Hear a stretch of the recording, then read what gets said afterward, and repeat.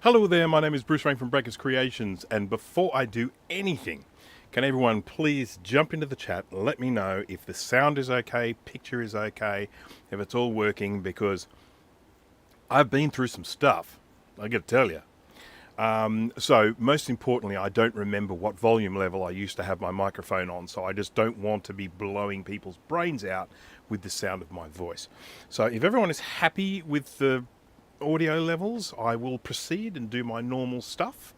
Sorry, my mouth is a bit... I just finished eating something. I didn't have breakfast this morning, so I just had a quick snack. I'm very, very hungry. Okay, so I am going to make my way down from the top. So hello to Tev Rudin, Gibbertronics. Was that the top? Yes, that was the top. Foxhound477, Kai Robinson, hello again. I just spoke to Kai a moment ago. Patrick Pitts, I won't say hello to myself, that'd just be stupid. Will from KMac, hello there. Jack68K, Inkscube, hello there. Max Button, hello. Thomas Armstrong, hello. Jeremy's Vintage Hillbilly Shack, hello. Sam Johnson, hello. Excuse me. Charlie, hello. SadMax356, hello. Taybush, hello. Taybush. Nick Apples Anonymous, hello. Patrick Pitts, I think I already said hello to you, so you get 2 today. Lucky you. Enzo Fitzhume, 8WT, Garth Beagle, Zoltrix Gaming, Paul Byerly, Adrian CM, Leo is here. I'm not allowed to pronounce his name anymore. I just have to call him Leo. Okay. Night shift is literally killing me, but I'll try to stick around the whole time. Well, thank you very much for that. Happy Australia Day. Yes, happy Australia Day to any other Australians out there who will be celebrating the thing. It's Sunday here at the moment, but we get a public holiday tomorrow on the Monday, so it's a long weekend here, so that's all fun. Okay, so I'll talk about a couple of things, a few questions in there, and I'll get back to them, but I'll just talk about a couple of things. So I didn't live stream last week. I posted on Facebook the reason for me not live streaming last week, and that was basically that we had this unbelievably wild lightning storm. It went for probably about half an hour, and it was absolutely crazy. So many lightning strikes, it was amazing to watch. It was just like blink, blink, blink, blink, blink, blink, blink. It was crazy. Anyhow, a lightning strike hit. My guess is probably the tree in the backyard, because I have a gigantic fig tree in the backyard. Very, very big. But it struck bloody close, and it scared the bejesus out of us. So we were basically sitting there watching TV, and you get the sound and the lightning hit at the same time, and it's just like, whoa! And the power went out, it tripped the breaker. And then when I switched the power back on, our oven was dead. So the power surge was obviously enough to make the oven unhappy. The oven's on its own circuit, and maybe it's just not adequate protection on that circuit. I may actually investigate that, but yeah. So that was kind of sad, because that's the oven. Then I came down here into the workshop and discovered that there had been some chaos. And I'll tell you what happened. I have a camera pointing at my chickens called Chook Cam. It's a security camera set up there, and it's connected to the fence that I have out in the backyard. It's a waterproof one, but it's connected to the fence, and it's got the power going to it, and it's got an Ethernet cable plugged into it, which runs into this shed. It runs into a router here. Well, that lightning strike, it sent electricity through that Ethernet cable, and it did this. It fried the Chook Cam, the router, my Mac Mini, one of my webcams, and the network, a USB hub, and and the network switch in the house. So it just went zzz. Thankfully, the damage stopped at the network switch in the house. It didn't go any further. That switch fried, and nothing else on that got damaged as far as I can tell. So yeah, it was just this cascade of damage. So I had to then go in and sort out a few things. So initially I was going to do an insurance claim specifically for the computer in here. So this is a Mac Mini that I have in here. It's an M1 2020 model Mac Mini. And I was looking at getting, so an insurance claim for that and for the oven. We have a $750 excess on our insurance. So obviously the damage needs to be well over $750 to warrant going through all the pain in the butt for that. Oh, look at that guy who's been watching Mr. In Between. It's a short little, they're quite short episodes. I think it's about a guy who's a hitman or something like that. Jay from the House of Moth used to watch that. So I've never seen it myself, but yeah, I'm interested to see it. But yeah, I do. If you need any translations of anything he says there, please let me know. So anyhow, with this level of damage, it's sort of really warranted getting doing an insurance claim. A couple of things I went and sorted straight away. The very next day I went out and bought a new network switch. The other one was very, very old anyway, so there was no real concern there. So I grabbed a new network switch. I grabbed a second-hand router. I just used an Apple Airport Base Station 6th Gen as the router down here. It does the Wi-Fi down here, and also there's a little hub in it, so it's enough for the devices I have in here. And I shall not run copper between buildings. Yeah, it's not a bad idea. It was very silly and complacent of me. I should have provided so much more insulation for that network cable. But anyhow, that's another story. Now, the first thing, of course, you have to do if you're going to file an insurance claim, you've got to provide some documentation that something is busted. You've got to prove essentially you've got to prove you own something, and then you've got to prove that it's broken, and then you've got to put forward a case of what should it be replaced with. So first thing I did was I grabbed this Mac Mini and I took it to the Apple store. We've got an Apple store about a 20-30 minute drive from where I am here, probably about 25 minutes, something like that. So I made an appointment to see Genius, and I took the computer in, I explained all the problems, and I said, look, I basically just need you guys to provide me a quote or something like that for repairing it, as to whether it's worth repairing. Essentially need you guys to provide me some evidence that I can give to the insurance company to say the computer is dead. So, next thing you know, he says, you should just get it repaired. And I'm like, what? He said, this has got the Apple Care extended warranty on it. It's still under insurance. You could just leave it with us. We'll just replace the logic board and the power supply, and it won't cost you anything. Why don't you just do that? I'm like, what? And as it turns out, I bought this second hand. I bought it second hand from a place that refurbs Macs. I bought it, I think, on Amazon. And I didn't even realize, but this refurbed Mac that I bought, the person who bought it originally paid for Apple Care extended warranty. So it had a year plus an extra 3 years. So it was covered until halfway through this year or something like that. So no worries. They take it in. I get the repair done. It was ready on Wednesday this week. So it was less than a week for them to do it. I went and picked it up on Thursday morning. Didn't cost me a cent. It's effectively a brand new Mac inside my old case. And the repairs come with an extra 3 years warranty on them. So the power supply and logic board are covered through until 2028. So that really changed the landscape for me, because now I didn't have two big ticket items that needed replacing. I only had one, and that's the oven. And it was around about that time that I decided I wasn't even going to bother with the insurance company. Would just buy a new oven, because it wasn't much more expensive than the cost of the excess. So, and it saves us from having to put in a claim and having to prove that it's broken and all that sort of crap. So that's sort of really where we are now.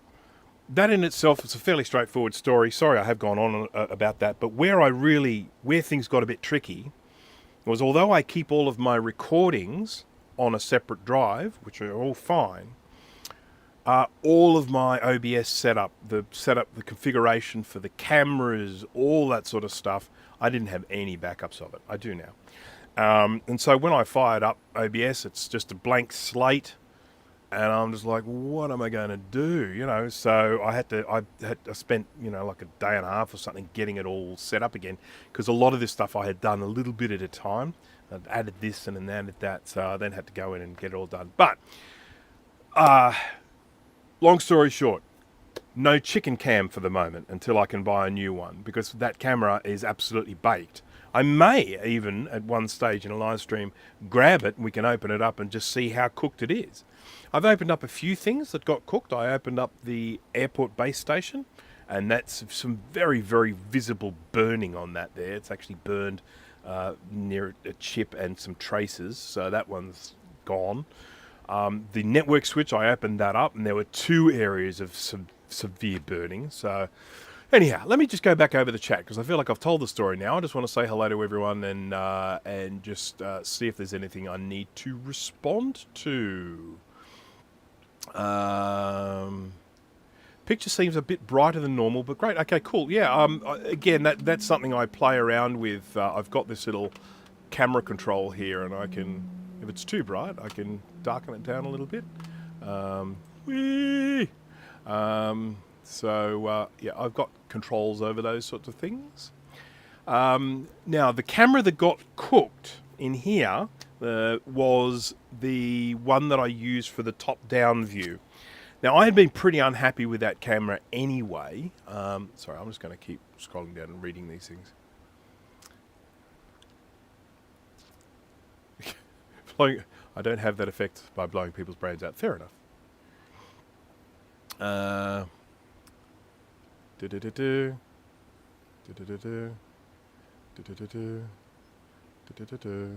Oh, Dana is here. Hello there, Dana. Hello. Chris Angelis is here. Hello.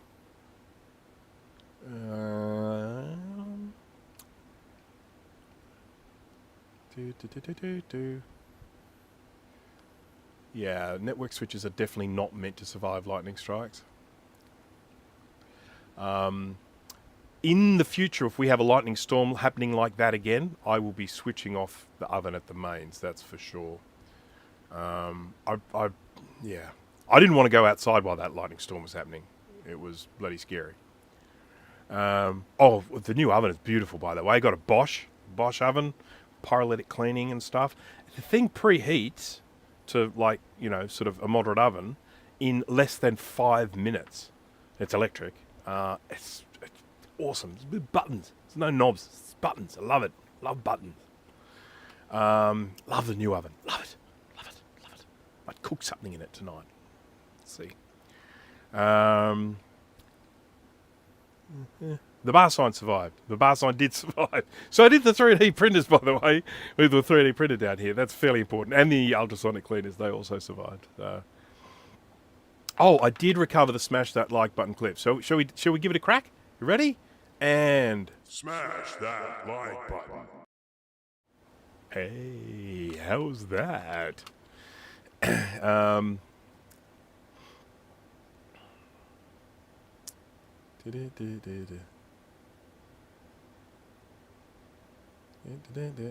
the chickens are fine, by the way. Just everyone, just in case anyone was concerned about the lightning strike in the backyard. I'm sure the chickens were a bit distressed, but none of them got taken out. They're all still with us. I have to take my word for it. Air conditioner survived. It's still going. It's going right now because I know that it says 24 degrees, but it's a little bit warmer than that here at the moment. And of course, it's so humid in Sydney right now.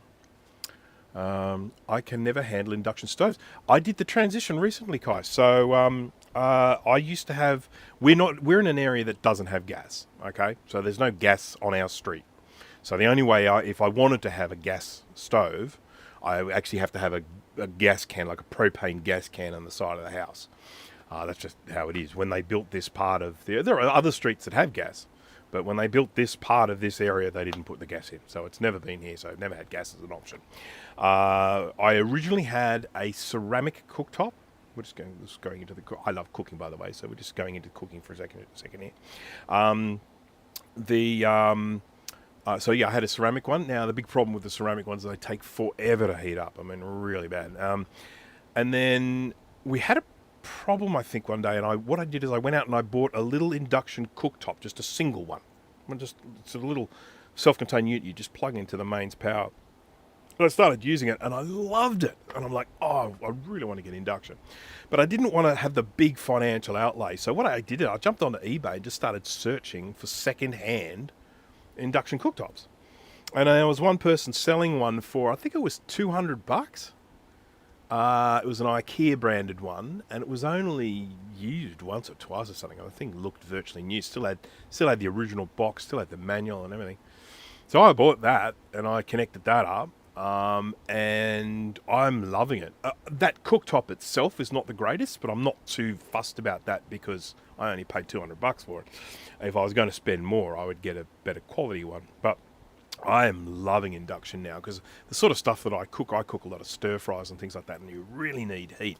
And that induction just gets so hot. It's fantastic. You toss the pan and all that sort of stuff. Okay. Oh, cold. -1C. That's cold. That's not good at all.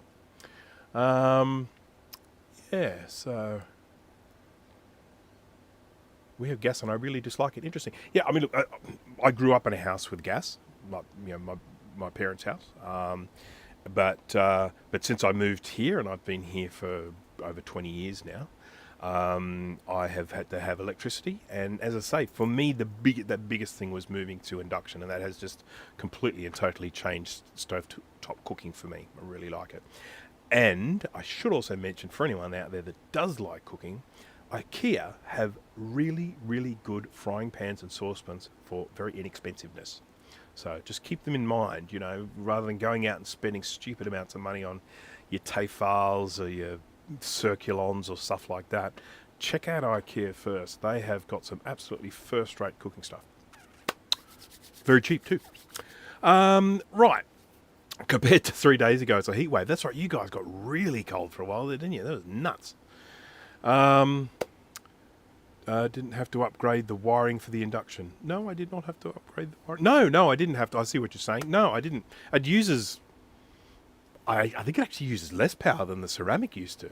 The ceramic really gobbled up the power. But, yeah, the induction, I think, actually uses less power than the old ceramic did.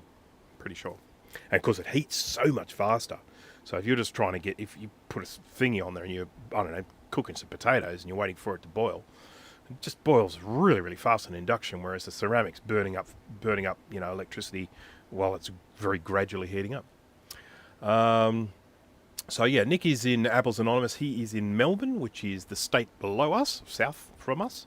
So you've got Queensland on the top, New South Wales in the middle, and we've got ACT in New South Wales, and then you've got Victoria below that, and then of course Tasmania below that. And so it's usually, like for instance, certainly in winter, it's a little cooler in Melbourne than usually in Sydney, but in summer, the two can definitely get their fair share of heat.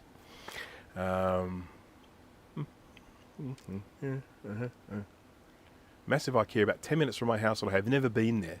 Yeah, I'm a very sort of practical sort of a person, and I'm not a big fan of IKEA just in general for a lot of reasons, but I do have to accept that, you can get some good stuff. We did our kitchen with IKEA. We did the whole thing, the cabinets, the whole lot with IKEA. And when we priced other do-it-yourself ones, so it's all flat pack and you've got to assemble it yourself, which I did. But when I priced other do-it-yourself kitchens, the IKEA one was way better value. We got so much more for the same amount of money. So yeah, I was very happy with that in the end, because I did the whole kitchen myself, and with the help of my wife, of course, but mainly me. Yeah. So anyhow. Now, a couple of other things I want to talk about very quickly before I start getting into this SE30 stuff. I recently got hold of I really would have loved to have live streamed this, but I had no computer at the time. I recently got hold of a 2018 15-inch MacBook Pro touch bar. It says touch bar. It's one of the most useless gimmicks out there, but I love them. They're very pretty.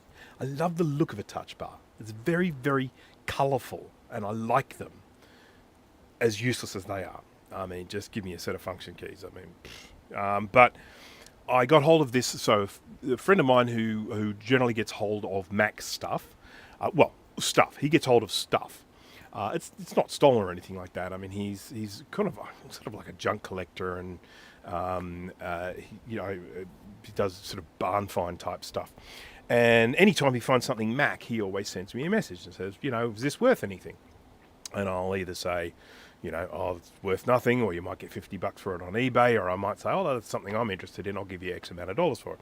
And I usually end up getting a pretty good deal from him because it saves him from having to get it all prepped, and he's always happy to just, if I just go there and throw some cash at him, he's pretty good. So anyhow, we got this Mac, and it was dead. 2018 MacBook Pro, Touch Bar, 15-inch, dead as. Plug it in, nothing. Unfortunately, I don't have any of those USB power meters, so I couldn't even see if it was consuming power because there's only USB-C for those. But I... was the IKEA cheaper than the Bunnings kitchen? Yes, it was. So Max, the Bunnings kitchen, which is done by Caboodle. So when you go to Bunnings, they're all Caboodle stuff. We were able to get the gloss finish for the same price as the matte finish in Caboodle. So when we did a direct price comparison, in actual fact, we got our kitchen with an oven and a cooktop for the same price as just the cabinets at Caboodle, at Bunnings. So yes, there's the short answer is yes, much cheaper. And there are actually some things that I prefer about the IKEA. Some things I liked about the Caboodle as well, but there are definitely things I prefer about the IKEA. So anyhow, this Mac, dead, completely dead. I would have loved to have done a live stream of assessing it and repairing it, but as I say, I didn't have any computer down here to do that with. So anyhow, I got hold of this dead 2018 MacBook Pro, opened it up, and one of the things about those Macs is the air circulation comes in through the bottom side. So there's some little vents on the base of the computer, on the edges, and it sucks air up like that in to cool the board. All right. Now, what happens with these is when they suck air in there, it can bring in dust with it. And if you're in a particularly dusty environment, that dust can go in and it can hit something. Just something sticking up from the board, and then the dust will then accumulate, and as it sucks in, more dust gets attracted to the other dust, and you end up with a big long bit of dust.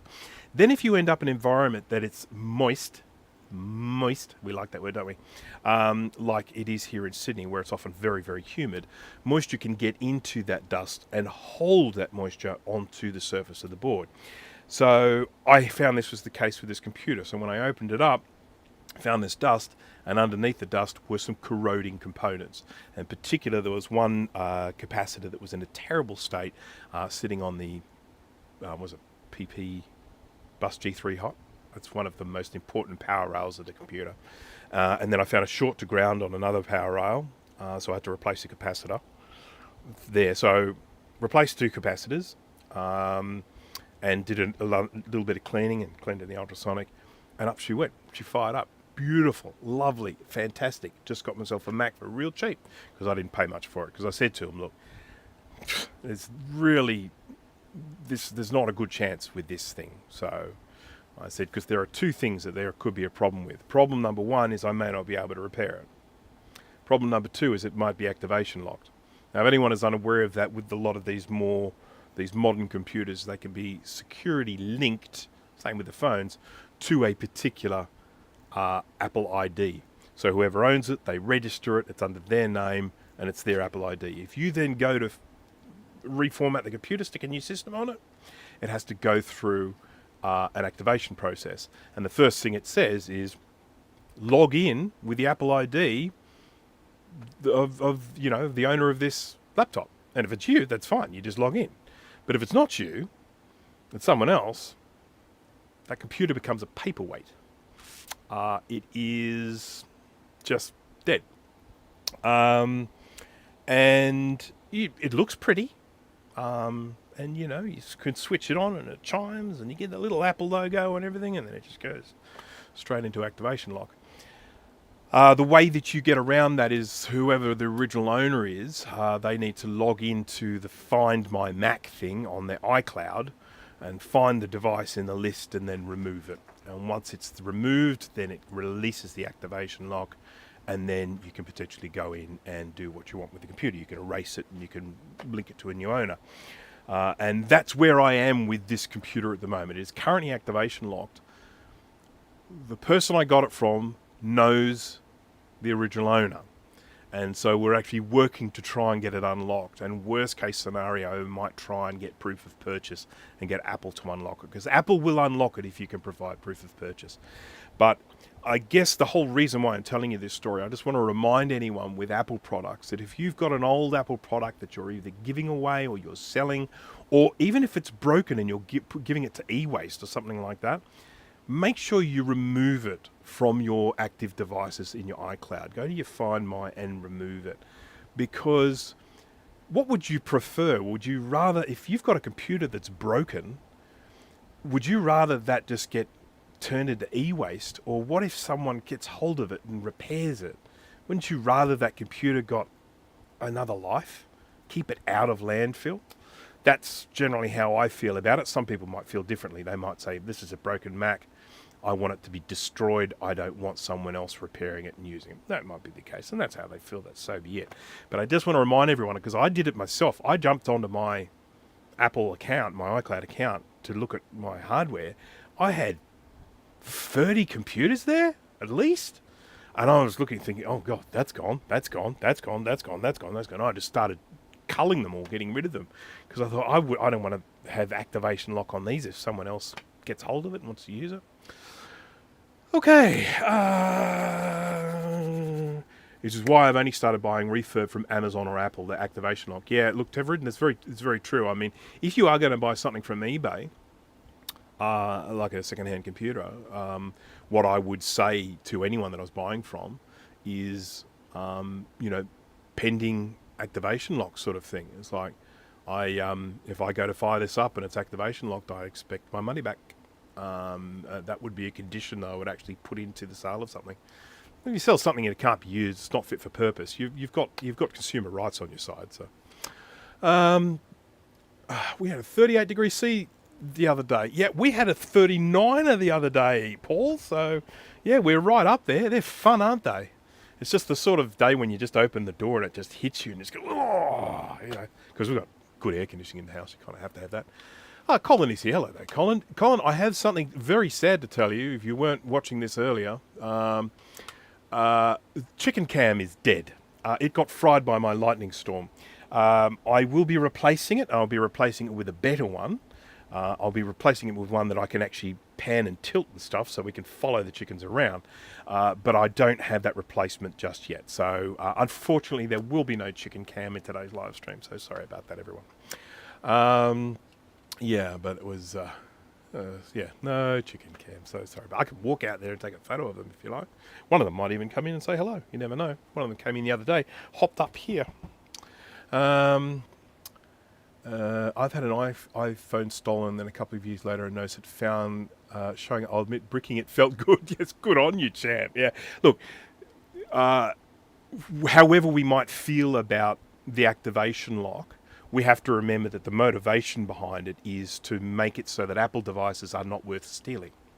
If you have something that has been stolen and you know that that's never going to be able to get used again, then that's kind of a good feeling to know, because you just know that whoever did steal it is going to go next time. They're going to, there's no point in the risk of stealing this Apple thing, because it's not going to work. I'm not going to be able to reinstall stuff. I'm not going to be able to on-sell it because it's bricked.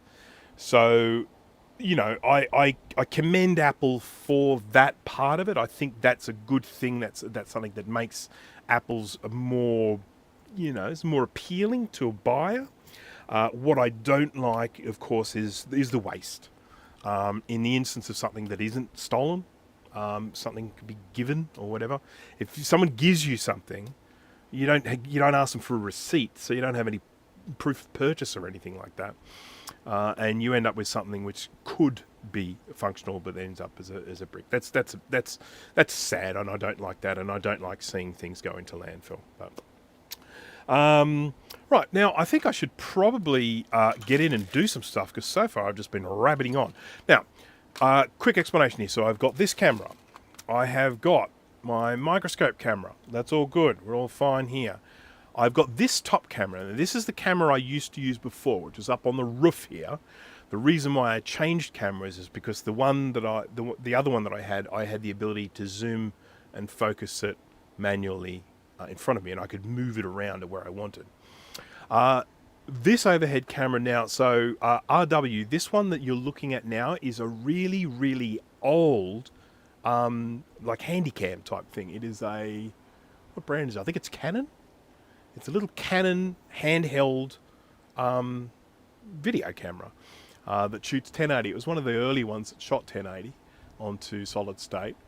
And I just have it sitting up there, and I have it connected. It's connected via HDMI, and then it goes into an Elgato Cam Link thing, which converts HDMI into like a webcam type signal. And this one's Cam Link's quite a good quality one. I would recommend, if anyone does want to do that, converting the HDMI into like a USB webcam type thing, definitely get an Elgato Cam Link. There are lots of cheap copies out there, and they are not giving you the resolution they say they are giving. I bought another one that said it was 1080.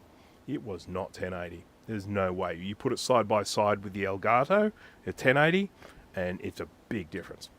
So yeah, that one's up on the roof, and I use this for unboxings and stuff when I'm doing my videos and I'm doing product reviews. If I'm explaining how the the multimeter works, or this is the camera I use when I'm doing product reviews and stuff like that. So Styri, Flux, cool. Yeah, so that's what I'm using now. Now I do have this as well, which this is a modification that I made. So I was using a different camera here. I was using a little 4K camera that I bought cheap that has this zoom lens on it. But that camera got fried, so what I've done is I've modified it. You can see my little 3D printed case here. I'm assuming it might come into focus at some stage. I've got my little 3D... Is it? It's autofocus. Yeah, it's on autofocus. Or is it manual? Hang on. Oh, it's on manual focus. Sorry, everyone. No wonder. How do I change that? There we go. Autofocus. Okay, now we better. So this one here, so what I did was I got a Logitech C922 camera, the guts of it, and I made a new mount for it. So I've now modified a Logitech C922 standard webcam to use this lens. And I may end up using that, but I have a bit of a problem.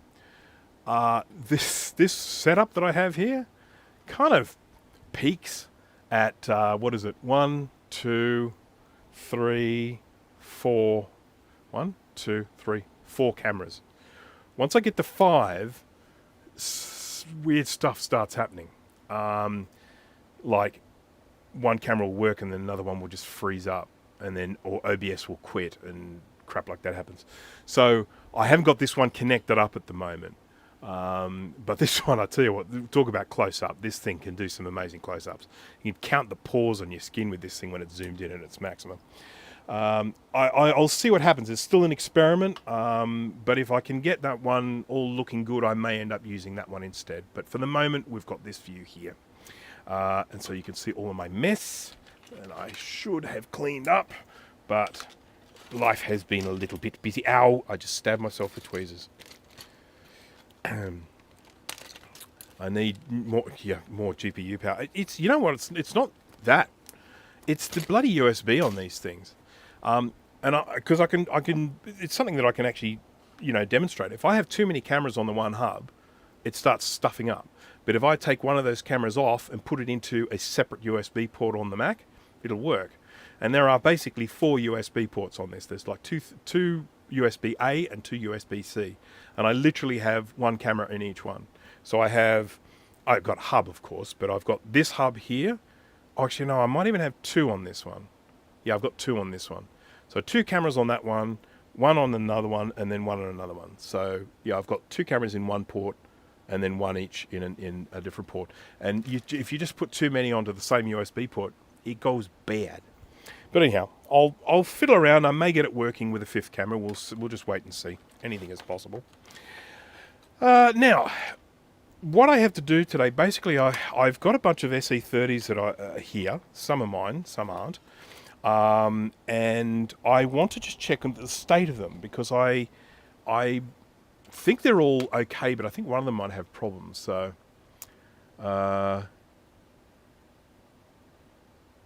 yeah. So okay. So Tevrid, I am getting. I know which camera I'm going to be getting. It's because it's the same one I've used for my other security cameras. So I've got a security camera that faces out the front of the house, sort of covers the driveway, and then I've got another one that covers the sort of street going up that way.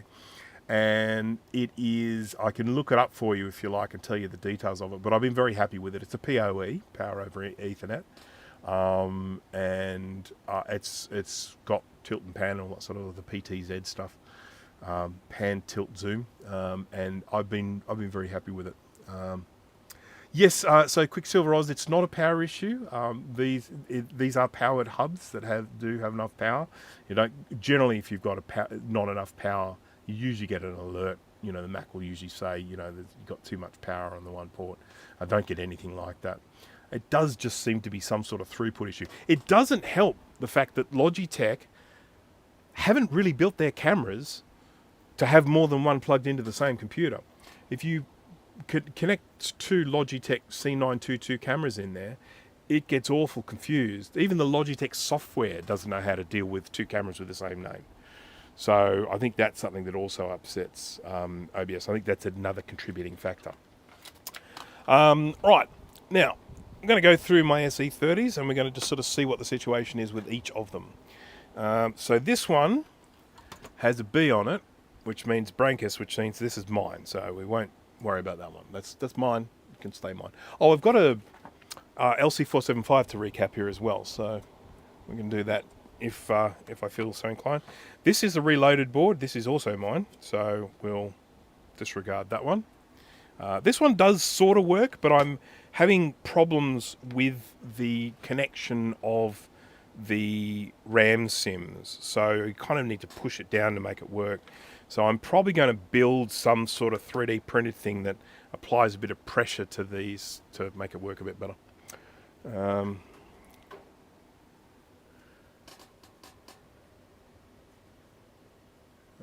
Okay, no, all right. I will tell you. I will quickly do it because I can look this up fairly quickly. So just give me uno momento to, and I'll just see if I can tell you what the camera is. Amazon.com. Go to Amazon.com. It wants to change me to Australia because I'm in Australia. Sign in. Sign in. There we go. So let me go here to orders. Ping. Amazon sign in. It's just letting me know I signed in. For security and that, you know. 'Cause it's for security. You know. Alrighty, we're getting there. Sorry about this. Oh crap. Come on, I was sure I bought it last year. I was sure. Could it really be the year before? Could it? Oh no, here it is. Found it. Okay, so let me just change this. Won't be a second. 2 seconds, folks. A slight. Oh, balls. Yeah. Okay. Admit. Okay. Oh, good griefness. And there we go. Okay, this.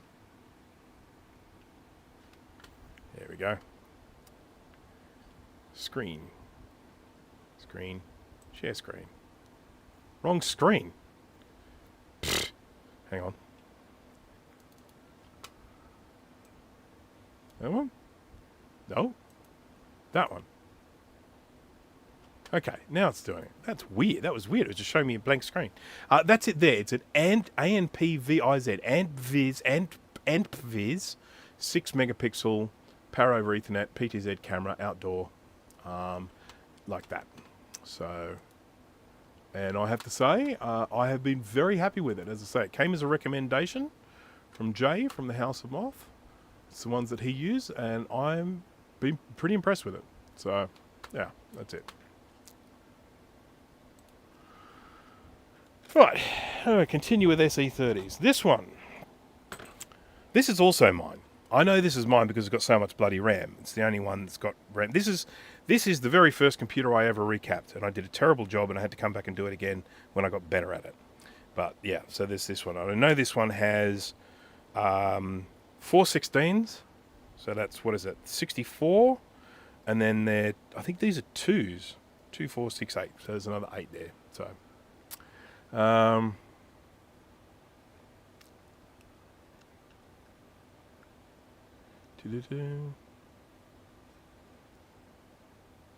It could well be an OBS aspect to the problem. One of the things that OBS does that normal circumstances don't normally do is they don't normally play several cameras at once. So you can plug in a whole bunch of cameras into a computer, but they're not being used. If you fire up Zoom or something like that, you select which camera you want, and then if you want a different camera, you change to a different camera, the old camera switches off. Something that OBS does that other things don't do is it runs all the cameras simultaneously. Not many software does that, so not much software does that. So, you do end up with, I think, any problems you're going to encounter in OBS because of the way it does that. Okay, now this one here, this is not mine, I don't think. And I don't think it's been recapped. It's had a little bit of work done, so I'm just going to go look this up and see who it belongs to. And then we can test it. Because I've just been talking. I mean, how much have I been talking? Heaps.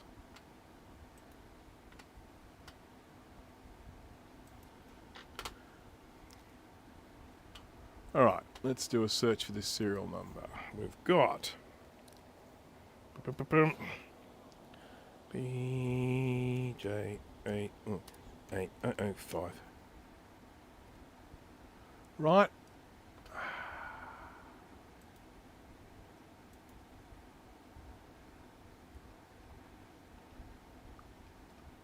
What? Oh, no, this isn't it. I don't think it is anyway. Let me just check. No, it's the same start of number, but it's not the same end of number.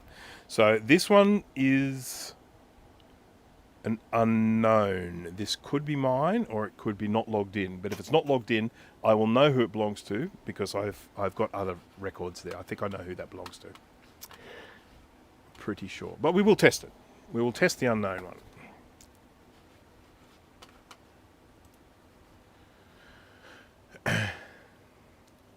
A weird looking battery holder for the FC30. Which one was that? This one? No. This one? That one, yeah. So I got a whole bunch of these. They have exactly the same pin spacing, but I just went looking for a half AA battery holder, and they came up. I mean, you can buy these readily on eBay if you just search for half AA battery holder or wherever it is, 1460 or whatever numbers they give for it. This is one of the options to come up, and I do actually quite like it because it has these little plastic things on the side to hold the battery in. You just sort of put it in. It's sort of a bendy plastic rather than a hard plastic. The only problem with them is because they just don't look original. So, I mean, I have got the original ones to use for people so they look original. Because these ones look, I don't know, they look kind of cheap. But it's functional. I wouldn't put those on other people's boards, but I don't mind using them for myself.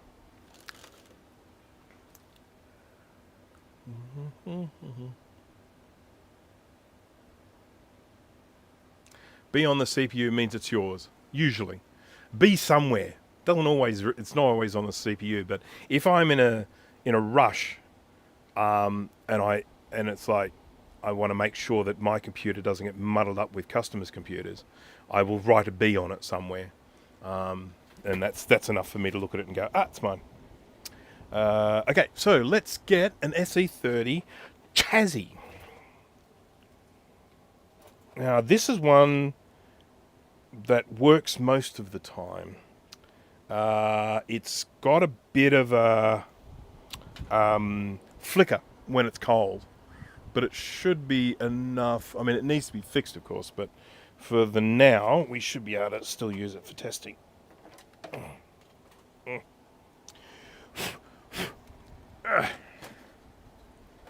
And I do need my extender, wherever that is. Excuse me, I'll just stand up and pull up my pants. Oh, I got a new battery on my my little wireless microphone as well. Isn't that fun? So it should last a little bit longer. This one, the battery actually started to swell like this. It went all puffy, pillow. It went like a pillow. So I bought a replacement and I put a new battery in, and so this is now my microphone thing is all going well. So I'm very happy about that. Why so many SE30 boards? When I sort of stopped taking on repairs, one of the things that I have trouble doing is passing up an opportunity to repair an SE30. So I've ended up with having people sort of say, I've got this SE30, it's not working. I go, look, I'm not really doing recapping and repairs anymore. But if you can't find anyone to look at it, I'll have a look at it. And that's sort of how it happens. Oh, there's another SE30 here. Okie dokie. This probably has my extension cable. Because this is how I am, I tend not to put things away. No, this does not have my extension cable. So, what I'm actually searching for is I made a cable that allows me to get a little bit of length. I probably should use this chassis because this one looks in better condition, but allows me to get a bit of length with the logic board, so the logic board can hang a little bit further away from the chassis, but I'm not sure. Oh, there it is. Found it. So it's like this. I've got my side view here. Will the side view be better for this one? I'm just not sure. Side. There we go, you can see all the mess. Alright, so what I can do with this is I can get this cable, and I can plug it into this cable, and then I've got a nice big long cable for I can sort of stick the logic board anywhere I want. Very handy. So when I fire this one up, it is likely to be flickery, and then it'll calm down. Have any unique circuit boards that you can't normally get that is not for PCs? Can you give me an example of something you might be referring to? I'm not really sure.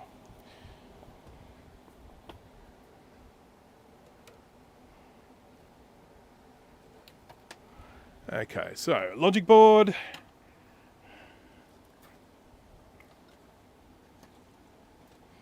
I'm just going to plug the speaker in so I can hear it. Oopsie. And we'll plug that in.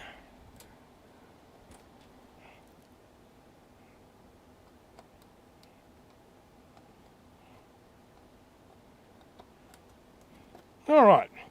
So I've got this logic board plugged in. Switch them on, see what happens. Okay, well, we've got a happy chime, so that's nice. This is the flicker that I was talking about, which will calm down. I've got my little mouse cursory thing doing. I'm not going to boot into anything because I'm not plugged in, to be honest. Maybe if I took that out, I can pop that into here, and we can do an external. Oopsie. I'm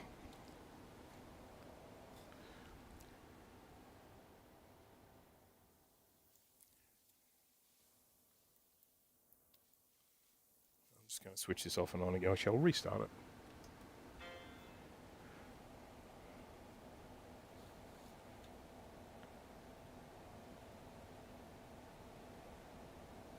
just waiting to see if I get any SCSI activity. It's just getting flashing question marks. That's interesting. Am I not getting power to the external SCSI? We might have to check the, what do you call that thing? Fuse.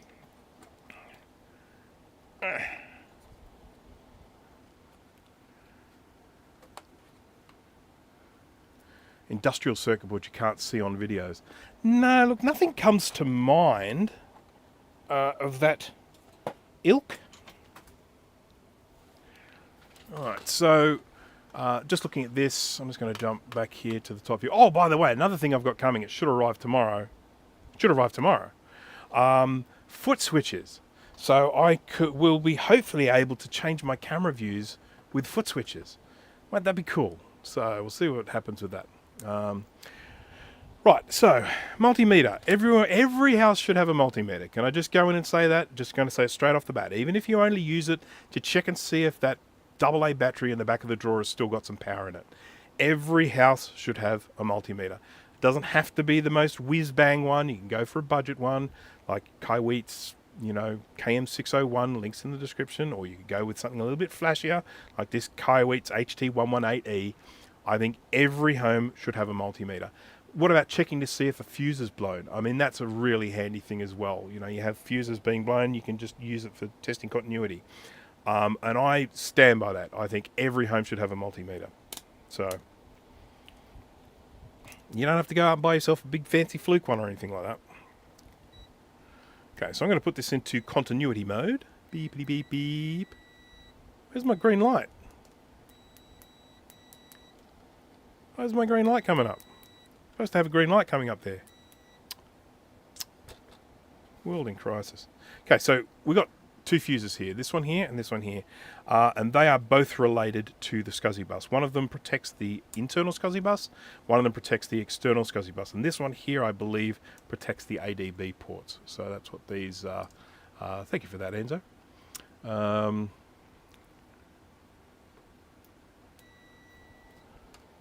I'm so confused about why the green light was there when I switched it on. I go switch it on. Green light. Okay, cool.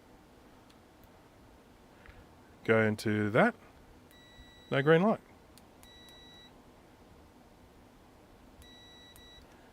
Oh well. Who knows? Oh, maybe because the battery is flashing at me. That might have something to do with it. Time to replace the batteries in this. Okay, well anyhow, we can do this first. That one's fine. That one's fine. That one's fine. So they're all good. So the problem exists somewhere else with the SCSI. The first thing I think I would like to do is, whoopsie, check the internal SCSI bus. So.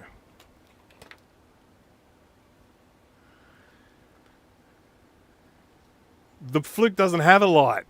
So there you go. And an 80-year shark. There's no light on this to break. But anyhow, I am going to replace the batteries in this.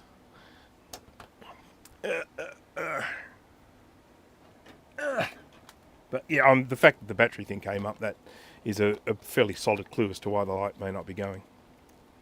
It might do like a low power mode.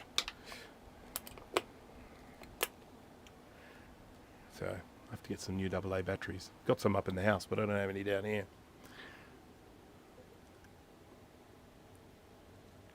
I'm going to go get them, see if the green light comes back on. Okay, so I am just going to very, very briefly do the pause, back soon. Just be wary, all new volume levels and stuff like that. Just be careful in case this back soon music comes on really loud. So everyone, hands by your volume knobs. I'll be back in 2 seconds. Just got to go up to the house, grab a couple of AA batteries.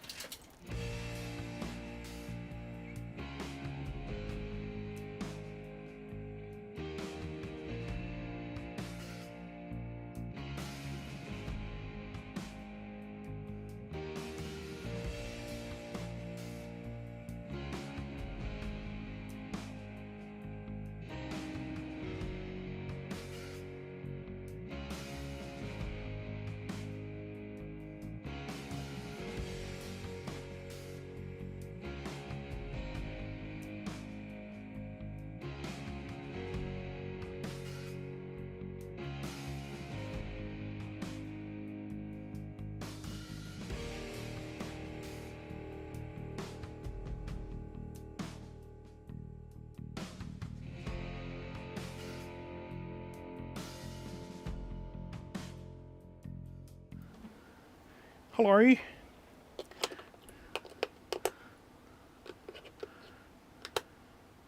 have two multimeters, one I use for electronics and one I use when I need to do electrical work in the house. This is not because I misplace them all the time. Well, I'll tell you I own about 10 multimeters, and it is because I misplace them all the time. Okay, let's try it now. Got our new batteries in. And we got our green light back. So now we know that if the battery starts to run low, we miss out on our green light for the continuity. So it pays to look out for the little battery logo. Right, so well, we already know. Now I've just gone and checked that we're all good with the fuses there. So I need to try and figure out why it wasn't booting, and that could be as simple as this card is stuffed. I have to admit, I'm loving this one, this multimeter, this Coates. Now, having said that, I am doing a review of a multimeter at the moment. I haven't, it'll be a little while till it's released, but I'm doing a review of a multimeter, and it's a pretty whiz-bang one, so look out for that. That's coming soon. SCSI cable, there's one. That's a short one, isn't it? That's better. That's a nice long one.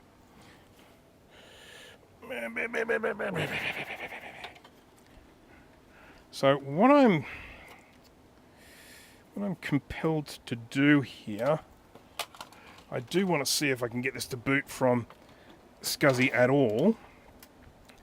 I want to be able to keep an eye on the lights and stuff, so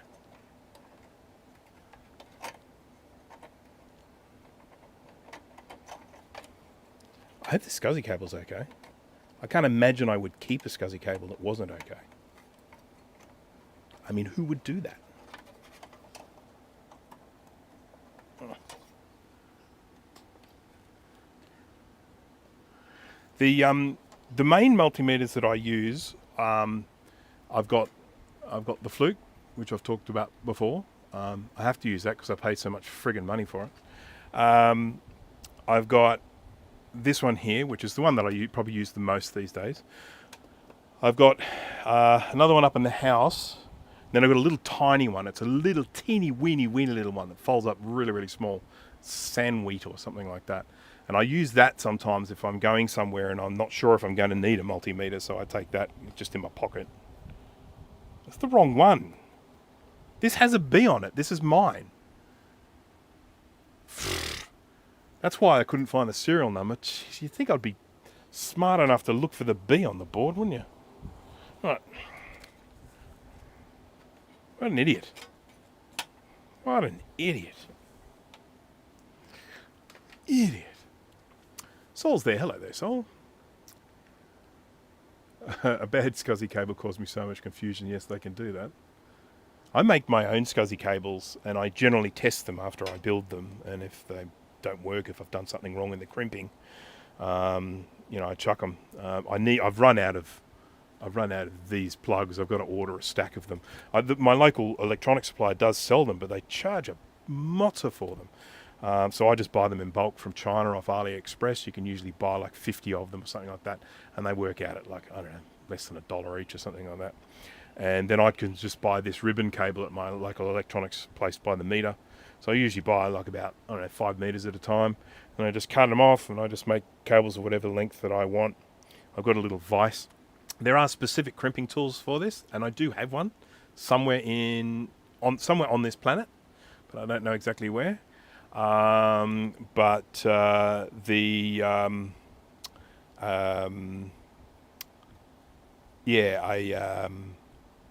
just use a little vise. It's a little desktop vise that I can just crimp the little things together. Okay, all right. Let's try a board that's not mine. How about that? So far, all we've come across is boards that are mine, and that's just silly. Alright, here's one that's not mine. So this one I should actually be able to look up the serial number. I feel very silly after that. I do apologise. If I get bored with this, I might end up just recapping an LC475. Because why not? Up we go.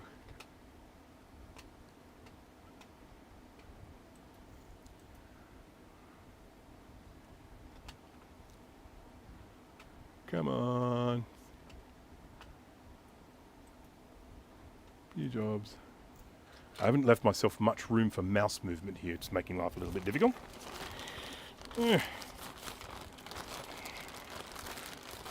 Right. So what do we got here? We have got a serial number which... Oh god, that's small writing.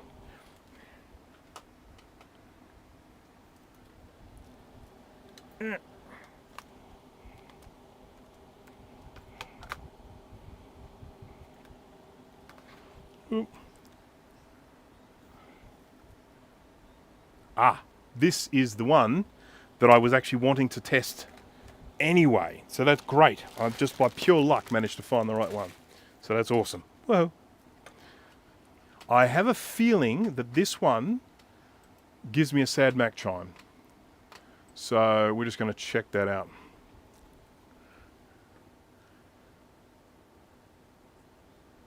Yeah, and of course the great thing about making your own SCSI cables, by the way, when you're doing these, is you can do ones with multiple plugs on them. So I'll give you an example of where that came up recently. I did some work on a guy's Macintosh Classic, and a hard drive inside it, the mechanical hard drive inside it, still worked. And I said, look, you know, this hard drive is going to give up the ghost any day. It's a mathematical certainty. You know, it's a mechanical drive, it's going to die. And he said, yeah, look, I get that. I totally get that. And I do want a blue SCSI, or Zulu SCSI. I can't even remember which one I put in. I do want that, but I'd really like to hang on to the hard drive as long as possible. Could you, for me, possibly, copy the contents of the hard drive onto a blue SCSI so that it's there as a backup, and set it up for me so that I can have both devices in there, with a SCSI drive on his original drive on ID 0 and the blue SCSI on ID 1 or something like that. So I said, yeah, sure, I can do that. So I created a custom mounting bracket that allowed me to mount the blue SCSI or Zulu SCSI, whichever one it was, mount it above the original hard drive. So you had the floppy drive, then you had the hard drive above that, and then I made this custom mounting bracket to put the blue SCSI on top of that. But of course, I needed to make a cable because I needed one with two SCSI outputs rather than just one. Well, three rather than just two, one at each end and one in the middle. So I made this SCSI cable with, you know, sort of plugged in with a little bit of a gap, and then the first plug, and then a little bit of a gap, and then the next plug, and set that all up and sent it to him back like that. So, yeah. And I was able to just knock up that cable nice and easily, hassle-free. Everything's great. How are you? Alright, so this one here, what I'm going to do is I'm going to grab some RAM from this one because I know it works because I just booted and it chimed. This is my RAM here. This is some of the stuff that I made from good old Satanic Mac Club. And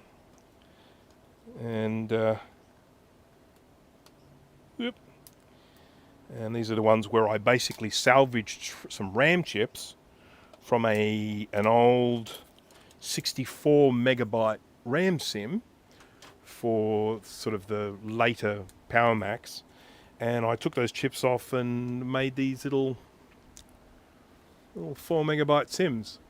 And it's, for me, it's wonderful because you basically turn a 64 megabyte into, what is that, 16 of these 4 megabyte chips.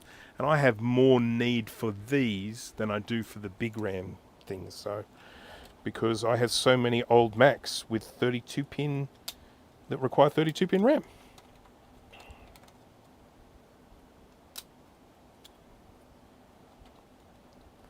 Started watching a movie last night called Iron Claw. Didn't get to the end, unfortunately, because We had a very long day and we were very, very tired. But I was really enjoying it. I don't know if anyone else has seen it, but I got about probably half of the way, maybe 2/3 of the way through the film, but I was really enjoying it. Iron Claw. It's about a wrestling family, of which I knew nothing about, because I know nothing about wrestling at all, but was really enjoying the film. I have to hit the power button. So Sol has a question. I have to hit the power button repeatedly at times on my 2011 27-inch iMac to boot up. Bad switch.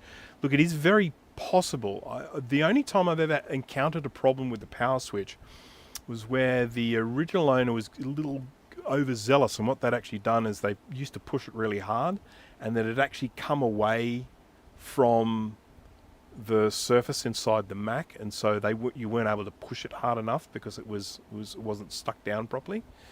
I did manage to get it stuck down again, and it was okay. But that's the only time I've encountered an issue with that. But that definitely could be a faulty power switch for sure. Yeah, I mean, look, I'm not suggesting you aren't gentle with it. I mean, it's sort of, but it is. I guess it is possible that it is the power switch. Yeah, I mean, you could probably figure that out by opening it up, but there are a lot of hazards with opening one of those up. The 2011, that's one where you can just take the screen off with a magnet. Yeah, but you have to kind of, I think, is it? Because what you can do is you can just get like a pair of tweezers or something and push the two contacts together, and if it just fires up when you touch the contacts together, then you know it's a problem with the switch. So, but they're really dangerous inside those things, by the way. I nearly friggin' electrocuted myself with one once. My own stupid fault, but nonetheless. Right, so I'm going to start off with this, seeing if it'll boot from external. Well, actually, this computer, it may not even boot. Let's just see what happens.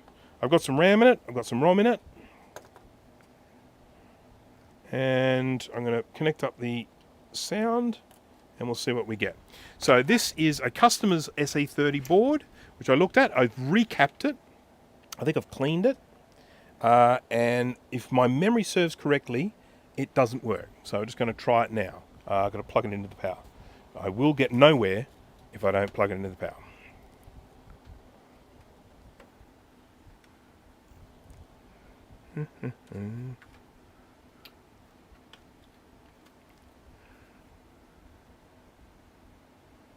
Breached a capacitor with his forehead. Ow! Those big fat capacitors in the power supplies of the iMacs, they are, you just don't want to touch them. I did that once. I did a power supply cap once, and I got a terrible burn from it. That was a long time ago. That was in the 90s. But what I did, this is what I did, and this is so stupid. Seriously, I mean, you know, stick with me here, but this was really dumb. I had been working with this Mac and kept on having to test it. And the testing obviously involves you plug it in, you try it, no, it doesn't work, you unplug it, you do your stuff, then you plug it in and you test it and all that. And I had missed a step. And you know what step I missed was, don't you? It was the unplug it bit. So I had done some testing, it didn't work, and then I'm pulling it apart. And it was live. The friggin' thing was live. We're not even just talking about a charged capacitor. This thing is actually live. So anyhow, I'm holding the LCD in my hand, right? And the corner of it touches live power on the power supply. It runs through the LCD chassis, the case of the LCD, which is all aluminium, and then it arcs across and sparks onto the chassis of the iMac. Trips the circuit breaker, of course, as you would expect, because it's live wire going through to a ground. So the circuit breaker trips immediately, the power goes out and all that. But then I could see this little burn mark on the chassis of the aluminium where the spark had actually arced across. And I was holding it in my hands. So one of the beaut things about electricity is it takes the path of least resistance. It travels the shortest distance. And I was a very resistant path, so it didn't travel through me. It just went straight through the aluminium and out the other end, and didn't actually, because I was wearing rubber shoes and stuff, I was an insulated body, so it didn't go through me. But that was a really freaking dangerous thing, and I'm very glad that I didn't die. Okay, what do we got here? Lick it. No, not going to lick it. Oh dear. 1.21 gigawatts. Marty. Okay, well, well, I'm digressing here somewhat. Okay, I'm going to switch this on and see what happens. It chimed. Well, that's no fun. I thought I was going to have problems. Oh, hang on, what do we got here? You see that? You see that? We've got a vertical line. I know what the problem is, and I know how to fix that. So that's what we're going to do. We're going to fix it. I'm just going to... Now, I'm just going to change the view here. I don't want to leave it like this for long because it actually causes burn in on the screen. But you can see we've got a very, very strong, bright horizontal line here. Did I say vertical? I meant horizontal. Now, I know what that problem is, and here's a really interesting thing about this issue. And one of the reasons why forums can sometimes be incredibly unhelpful. Forums and enthusiast groups. Because that particular problem, when you jump onto a forum and you say, I've got this problem, they'll tell you it's the analog board. And they will tell you with absolute certainty that problem is on the analog board. But one of the things I happen to know is, while yes, you can have that problem with the analog board, there is also a symptom where that can happen on the logic board. And I've actually got notes of that, so I'm going to just do a quick search here. Bing. Oh, do I not search in that? Let's go SE30. SE30. Oopsie. 30.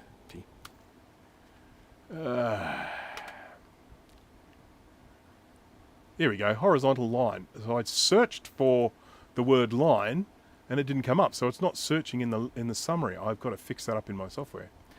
Okay, that is...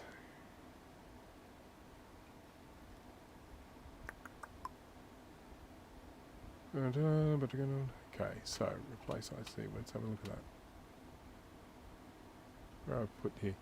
LS393UG8. Okay, so UG, so what we've got here, I'm just going to jump across the top view again, and I'll actually go back and look at the chat, because I haven't been looking at the chat, and people could be saying important stuff and I'm just missing it. I can't be having that. How is everyone, by the way? Everyone doing good? It'll be sort of Saturday for a lot of you people, Saturday evening I would imagine.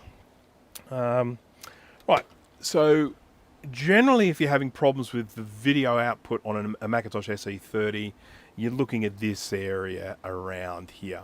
And that's a video ROM there. I've generally not experienced problems with it, but I've heard that, you know, can have problems with that. But I've never really had any problems with the video ROM. I've generally never had any problems with these little guys here either. These are the VRAM chips. I have had problems with those, and I do have lots of replacements of these. 1:44 a.m. So Foxhound is doing good. That's good. Good to hear. Always been a bright spark. Stop it, Paul. Stop it. 1:44 a.m. Drunk a can of Carlsberg, contemplating doing some tidying in the office. God, I tell you what, the Carlsberg sounds nice. I've got some beers in there. It's a bit early though. It's only 12:45 for me. Do you know what software do I need for? What is CH341A? I think that answers your question. What's a CH341A? I don't know. Now, there's a very common problem that occurs along here with these chips, and that's usually because of the capacitors here and here, there's often corrosion that ends up around here, and so these can end up getting damaged. These are all readily available chips. You can buy these. I keep plenty of... I shouldn't say plenty. I've been really eating through them, but I have got replacements for these. Now, if my notes are correct, UG8, which is this little fella here, is the cause of our horizontal line. So the first thing I'm going to do is I'm going to replace this one. and then we'll see. We might fix it, we might not. It's midday, beer o'clock. Yeah, I know, but I've still got to drive.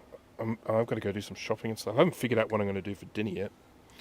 So I'm going to have to go out and buy some groceries. I've got plenty of wine. I've got heaps of wine. I think I've got heaps of wine. I did have heaps of wine, but I probably drank it. And I've got... oopsie. I've got some beer in the fridge.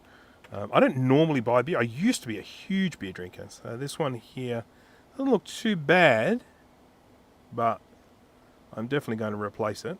So you can tell it's an old one because of the font they've used. What is that, Futura or something? It's a very old font. You won't see fonts. Oh, camera view, scope view. I'm so out of practice, everyone. Sorry. Right, there it is. There it is. See it in all its glory. LS393. Readily available to buy replacements. No problem there. You'll find them. You find them around. I mean, I think you can just buy them on normal sites. I don't think you even need to go to specialty sites for them.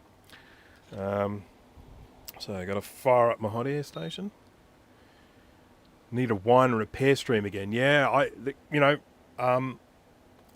think I've mentioned this before. Generally the motivation behind those is I usually do them when the missus is out doing something. She's catching up with friends or something like that, or she's got a work due or whatever. And she hasn't done that for a while, so that's one of the reasons. I might just do one anyway sometime if she's got stuff that she wants to do. Because we usually sit and watch TV together at night, so that's sort of one of the reasons why. I wait till she's not there. But she's out today. She's at she has been at a what do you call those things? A demonstration, things like a march type thing. She does that sort of stuff. I commend her for it, but it's not really. I don't have the right.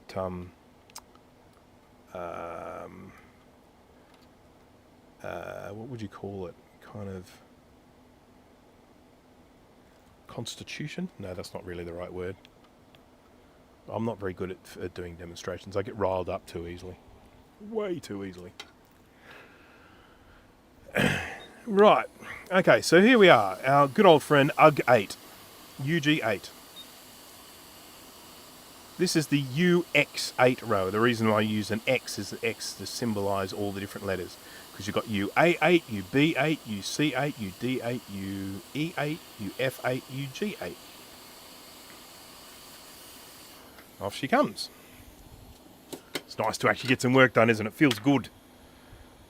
Rather than just listening to me talk. UG8. UGG boot. That's a thing we have here. An UGG boot. It is a sheepskin lined boot thing. They're generally designed for wearing indoors, but a lot of people wear them outdoors. We call them Westies. I've done it though. I'll be honest, when it's cold, I have left the house with my UGG boots on.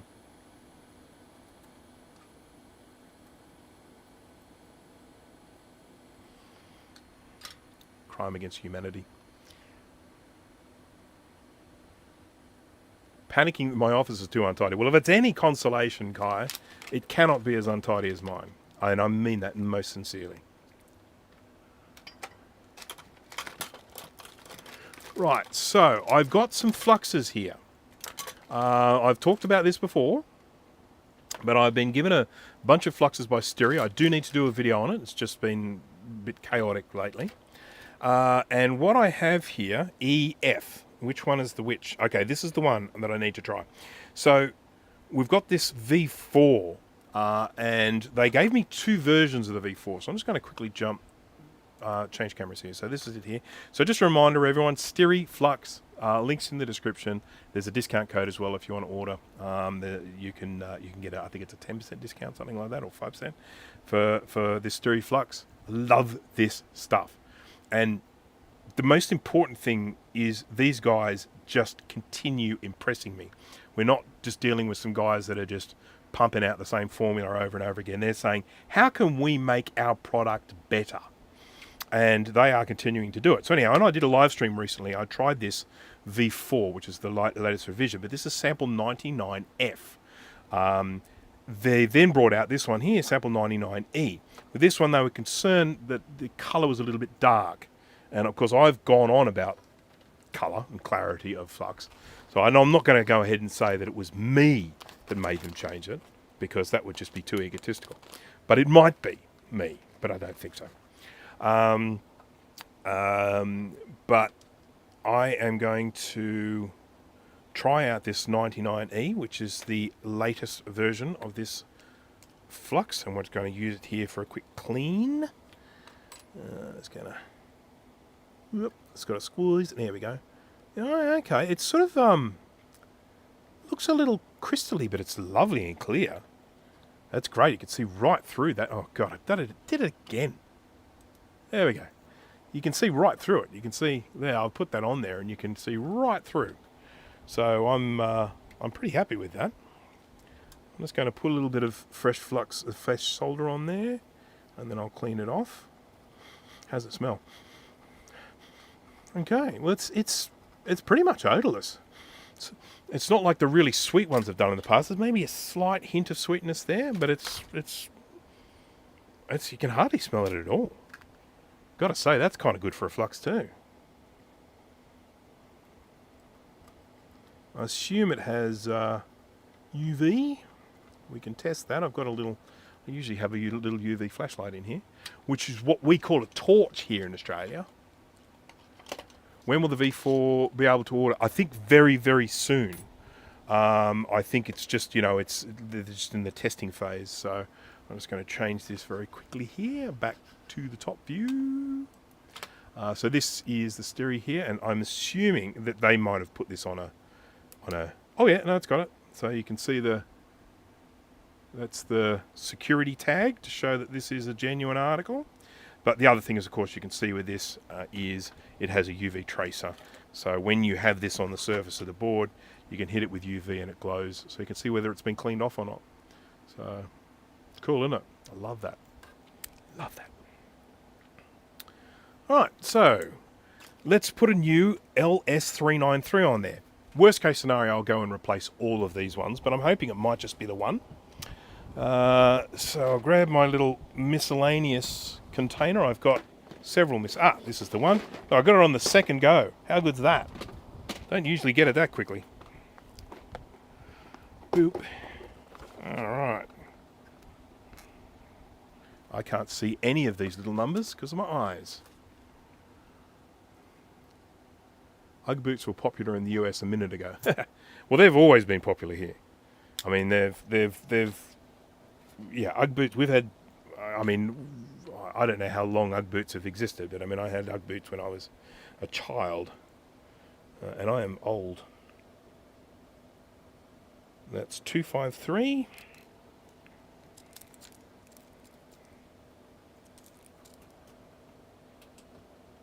$166. I think I might be down to my last two. Am I down to my last two? I am. 393. I'm down to my last two. I need to order some more 393s. Post haste. But yeah, love the old Ugg boots. Love Ugg boots. They're fantastic. They're warm. They're comfort. They're snuggly. Awesome.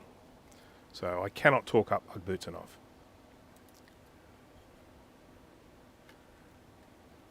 I love and hate how good V3 smells. It smells really good, but feels weird enjoying the smell of something that isn't good to breathe in. It got the nickname, what do you guys call fairy floss?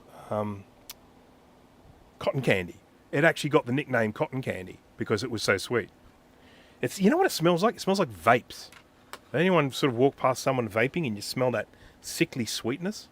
They sort of smell like vapes.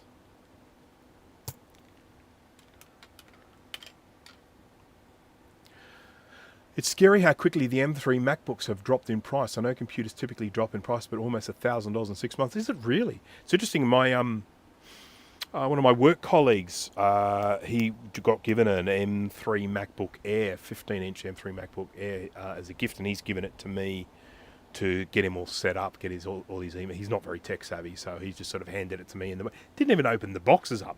So I got to do all of the zipping off and lifting of the lid and all that sort of stuff. He don't care about that stuff, and and so I've been working on that. I mean, the thing that just gets me is just any time I get a new computer, I always run a Geekbench test on it. And to see the results coming from this M3, this is a MacBook Air for goodness sake, seeing the results coming on an M3 MacBook Air and then comparing it to my 12-core Mac Pro 2012 that at the time would have cost like over $10,000. I don't know how much it cost, but a shitload. And just looking at how this little 15-inch MacBook Air just absolutely leaves that Mac for the old Mac for dead in both the single and multi CPU scores. It's just it's insane, but that's just how it goes. That's technology. And computers and stuff. Right. So we've got our shiny. It's not really shiny. Oops. It's kind of matte, really. But we've got our shiny new. Sorry, I just knocked my microphone off. If you're wondering why there's weird noises, that was why. And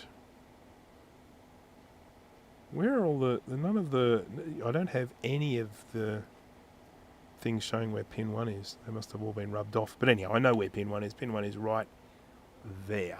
That's pin 1 there. So let's plonk this on and do some bit of soldering. Like a bit of soldering, don't we?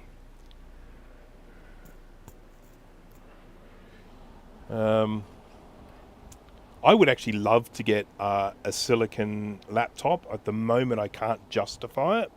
I don't really have a need for it. I have a 2016 MacBook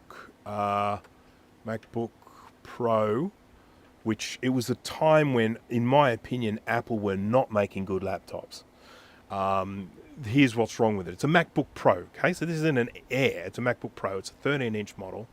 It has 2 USB-C ports. That's it. That's your I/O. I think it might have a headphone socket. But your I/O comprises of 2 USB-C ports.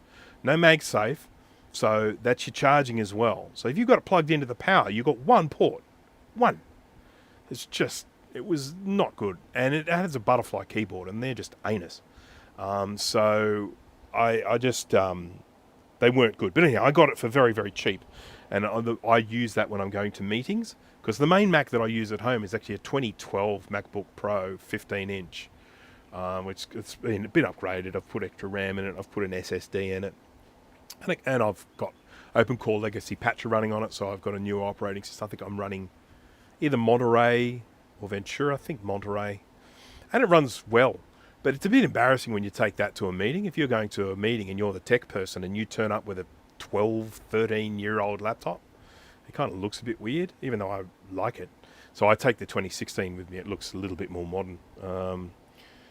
So that's the one I take with me to meetings. So I'm not embarrassed.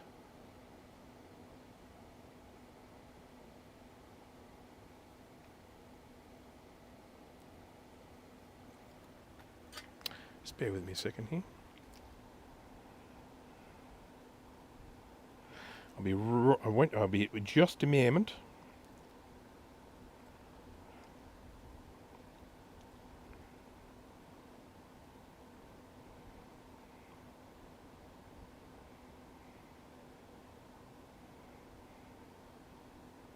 Right.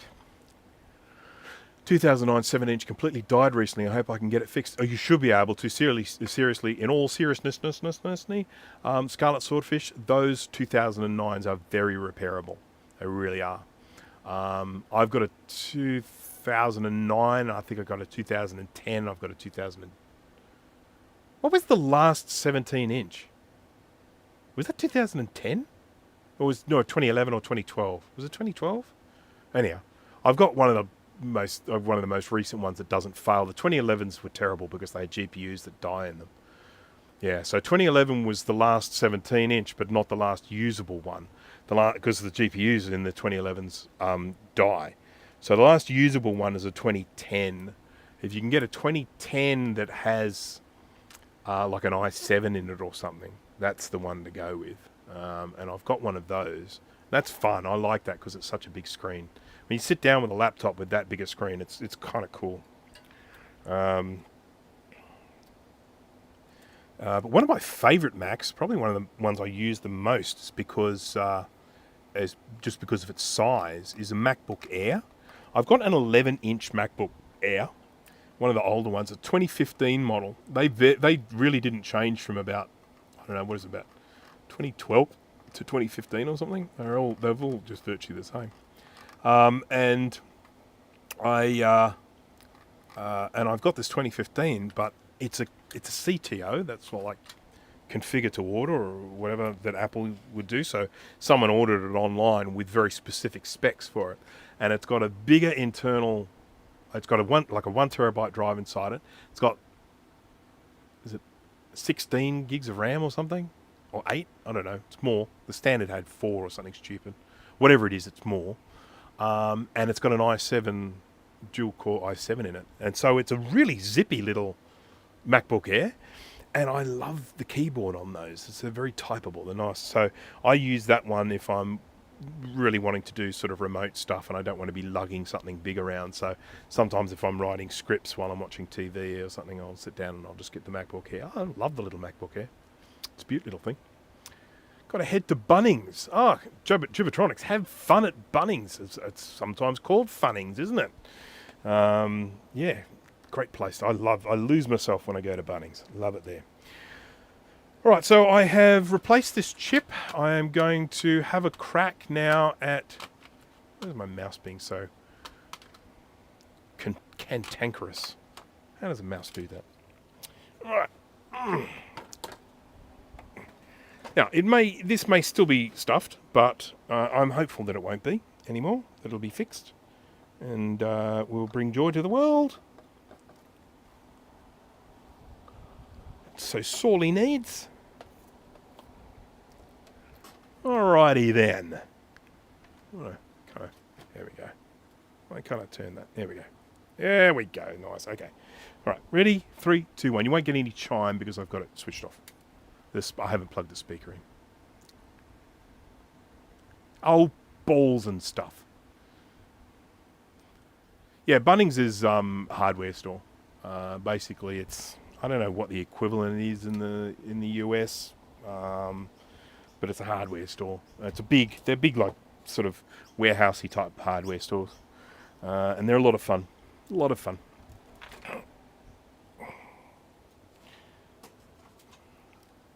I'm going to replace the other one because why not? And I might just check out some of these traces a little closely and just see that they're not bad. Okay. And traces are bad. This is the last of my 393s.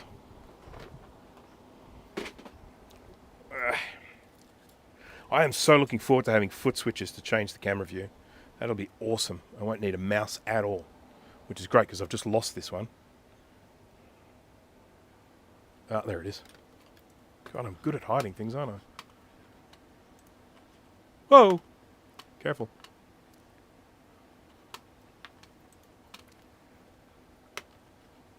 Why is this mouse being such a pain?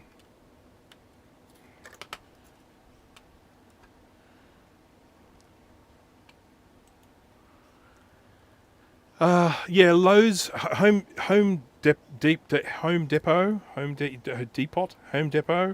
and Lowe's. Lowe's is one that I've heard of. I've heard of both of those actually, and yes, I suspect they're probably the same sort of thing as Bunnings. Bunnings were a disruptor when they came out.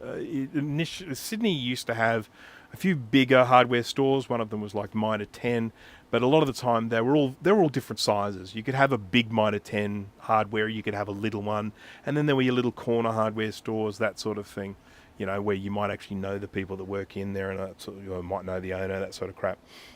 And Bunnings came along as a disruptor and started creating these warehouses. They were huge, massive buildings full of stuff, and they really just totally changed the landscape of hardware in this country. There's a big DIY kind of contingent in Australia. A lot of people like getting out there and doing the stuff themselves. So those sorts of stores do quite well out here. Now I'm very tempted with this to just rip all these off and then replace them all. But the problem with that is if I do that, I don't know which one actually fixed the problem. So I'm kind of tempted to do one at a time. So that I can track it. I can track what's going on. Oopsie. But does Bunnings have sausages? Yes. Okay, so there's a bit of a story with the sausages. So essentially what happens is Bunnings have a thing where if you are a non-for-profit organisation, you can book in to do a sausage sizzle at a Bunnings store. So it might be the local footy club or the local cricket club or something like that, or it might be, I don't know, sort of some charitable organisation. And what they do is they get some volunteers from that organisation to rock up on the day, and the Bunnings supply the barbecue and all the hardware and the gazebo, the cover and all that sort of stuff. And then you go there and you make sausage sandwiches and you sell them for a couple of dollars each or whatever they charge. I don't know, $5 or something like that. They sell these, basically a piece of white bread with a sausage in it, and some cooked onions, and then sauce of your choice. You know, they'll have barbecue sauce, tomato sauce, mustard. They'll have that there, and you can just put whatever sauce on you want. And then, you know, you get yourself a sausage sanger, and you are providing charity to whatever that organisation might be. And so, you know, anyone can do it. If you're a not-for-profit organisation, you can basically book in. You may not get in for a month or something like that, but you book in and then you do that. And that's just become part of the whole Bunnings experience. It doesn't happen every day. It's only on weekends. I think it's usually only on Saturdays and Sundays. But, you know, you go to Bunnings and you walk away with your hardware stuff and a sausage sanger. So, yeah. And then there was some stupid thing. Mark Anning has just mentioned there, the onions on the bottom for OH&S. So there was, I don't even know how it started, but apparently someone slipped on some onions or something. So when they were there, some onions fell out of the sausage, and so someone went there and slipped on some onions. So for safety now, what they do is they put the onions underneath the sausage so they can't fall out while you're eating them. And I just, you know, I don't know, the term nanny state kind of comes to mind when I see that. I mean, I feel like if you're incapable of reaching your destination without slipping on onions, you might have greater problems. So anyhow, I won't go on about it.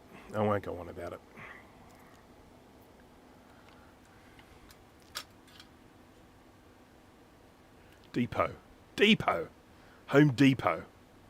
We would call it probably depot in Australian English. We would probably say Home Depot.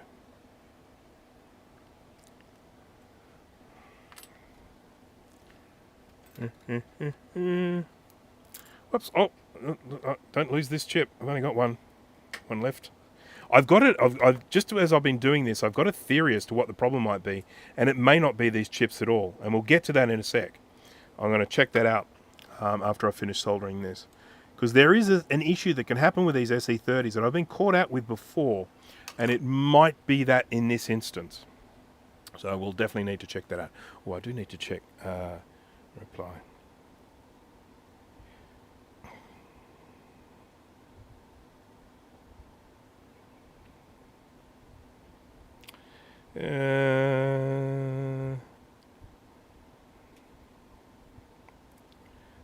Bep. Soggy bread. I don't mind soggy bread. I mean, yeah. The thing that I don't like the most about the sausages at Bunnings is a lot of the time they use Woolworth sausages, Woolies or cold sausages, and I like butcher sausages. When you buy sausages from the butcher, they are better than the ones you get from the supermarket. So in Australia, we have two main supermarket chains, Woolworths and Coles. There's some other ones as well. There's IGA, there's Aldi, but essentially almost all of the market is controlled by two shopping centre companies, Woolworths and Coles. And they sell, obviously, meats and stuff like that, but they sell sausages. And their sausages are friggin' disgusting. Friggin' disgusting. And so many people buy them, and they, you know, it's just become like, no, I put the Flux on the wrong bloody thing. It's just become like normal these days. People just buy their sausages at Woolworths. And then you go to the butcher, you go get butcher sausages. Like I've done this before. I've turned up to a barbecue and I've brought proper butcher sausages with me. And people try them and they go, oh man, these sausages are amazing. Where did you get them? And it's like, the answer is simple. Not at Woolies and Coles. Rubbish.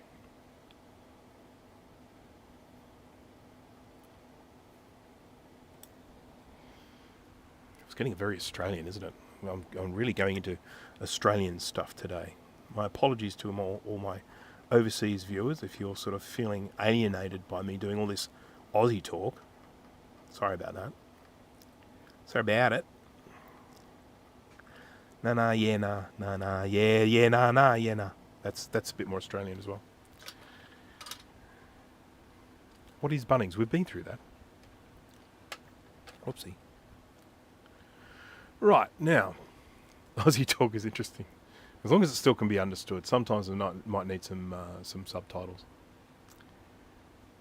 Could you use a keyboard encoder with hotkeys wired to pedal buttons? Probably. The thing that I'm getting, the pedals that I'm getting for the controlling of the camera that are arriving tomorrow, theoretically, it is almost just like a keyboard. It's virtually just like a keyboard that plugs into the USB, and then you just get some software to program what the buttons do. So I'm going to just make the buttons operate function keys, and then I'll program the function keys to change cameras in OBS.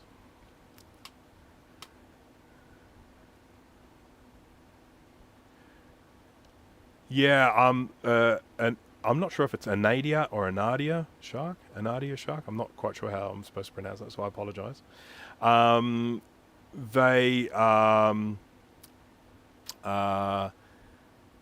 There is a lot to be said for buying stuff from, you know, like a fruit market or from a proper greengrocer versus the supermarket. There's the convenience aspect of getting stuff at the supermarket, but I mean, like the other day, I just went into my little local place and they had pineapples there, and they were massive, great big pineapples. And I just saw them. I thought, oh man, I haven't seen a pineapple that size in my supermarket for ever. So I just grabbed one. Brought it straight home, chopped it up. What I do with pineapples when I buy them is I chop all the skin off and then I cut them up into little cubes, and then I stick them in a container and then I stick them in the fridge. And it lasts for ages. And then just whenever you want, you just go grab a few little cubes of pineapple. And this was one of the sweetest pineapples I have ever eaten. It was divine. I just would love to have got another one. But I was just reminded of how good nice produce can be. Now, I mentioned before that I may have got caught out with something with this board, and I'm going to tell you what it is, and we'll check for it before I do my next test. One of the things with the SE30 is these vias. If you're not sure what a via is one of these, and it's Latin for way or direction or whatever. And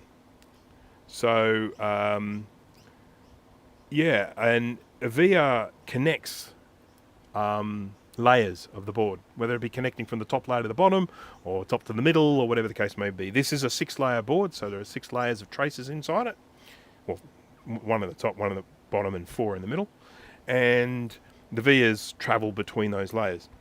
One of the things about the SE30 is all of these vias are full of solder. All of them, full of solder. Not all computers are like that. A lot of them, they're just hollow holes. But this SE30, for whatever reason, when they made it, they made them with the vias full of solder.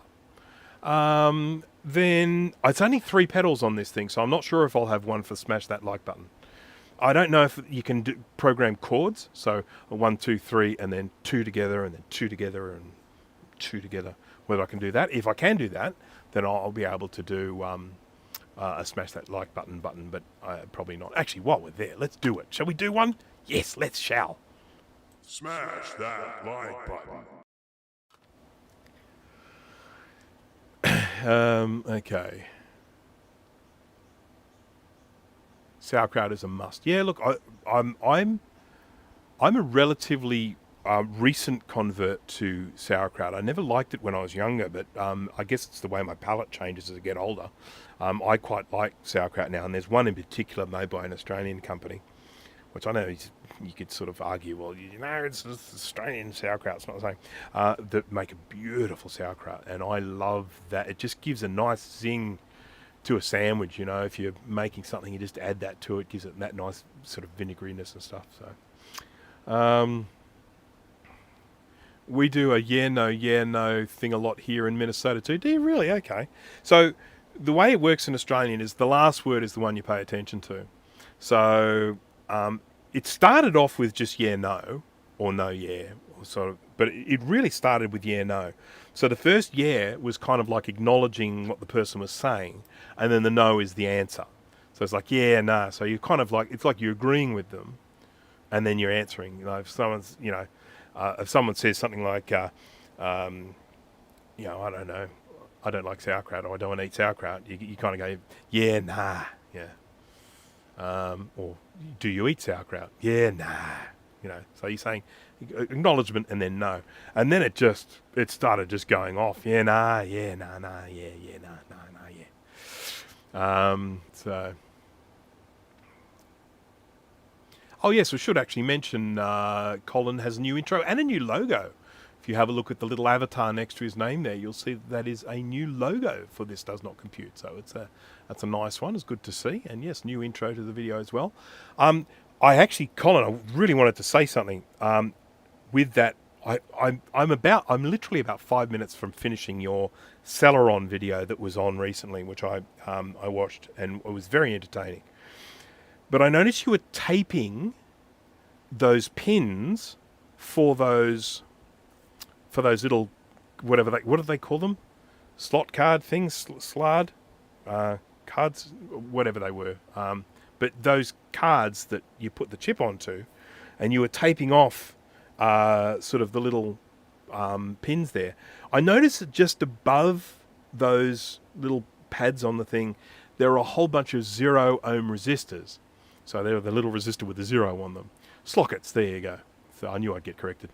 I noticed that above those there were a whole bunch of little 0 ohm resistors. Now a 0 ohm resistor is effectively just a jumper that joins two things together.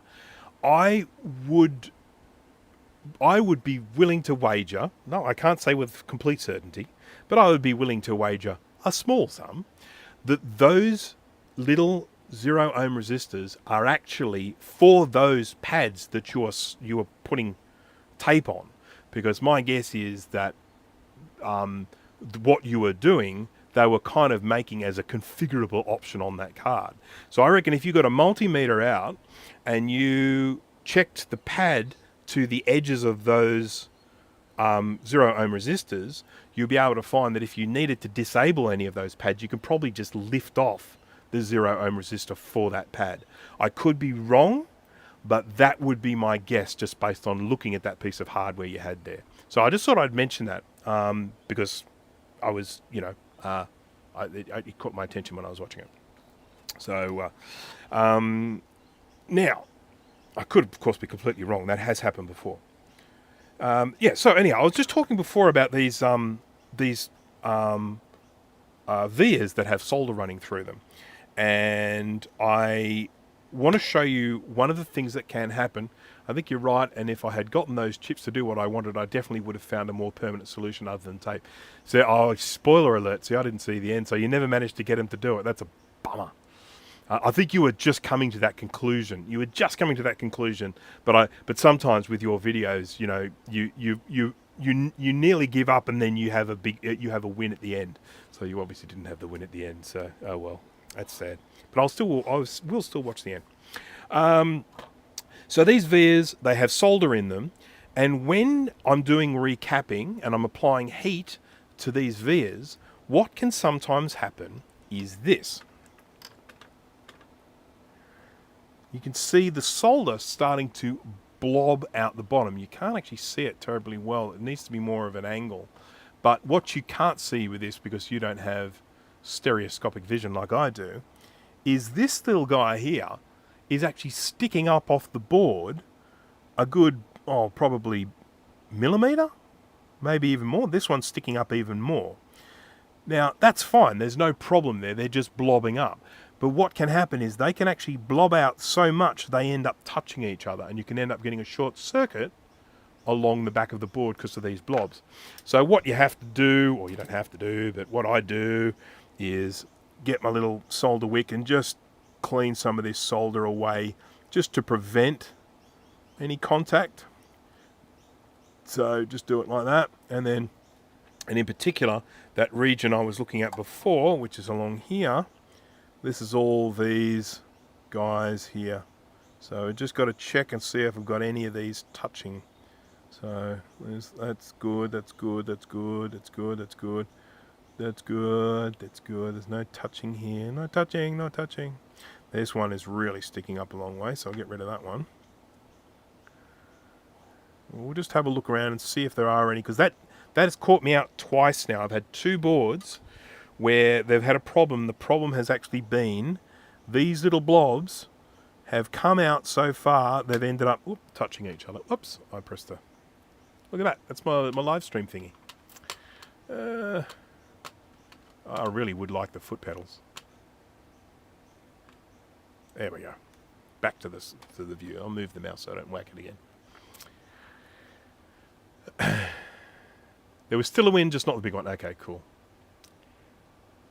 I have stereoscopic blindness because of a lazy eye. That's no good. 3D movies must be a bit dull for you. I can certainly say that the Apple Vision Pro will not be good value for you. I hear, I think I heard on the grapevine that they've halted production of the Vision Pro thingy, the Apple headset thingy, because they're just not selling very well. I can't even pretend to be surprised. I sort of feel like all the rich people who like a gimmick have already bought one now, and normal people can't afford anything so silly. The microscope isn't helping. I'm just going to use my nude... I'm going to use these special magnifier glasses. I'm going to do that and look closely.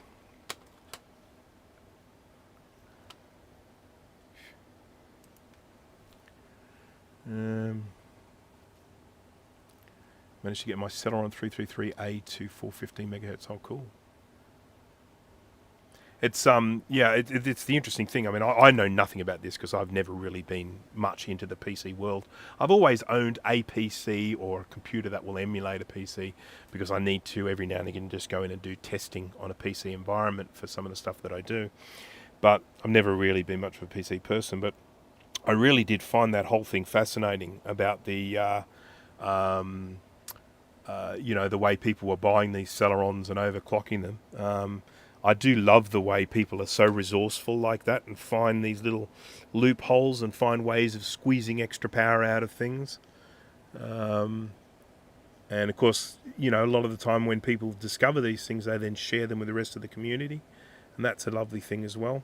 I love that sort of attitude. I love the sharing thing. Speaking of sharing, just a reminder to everyone who potentially is not aware of it, or if they are aware of it, I have something else to say. The old Tinker Different forum.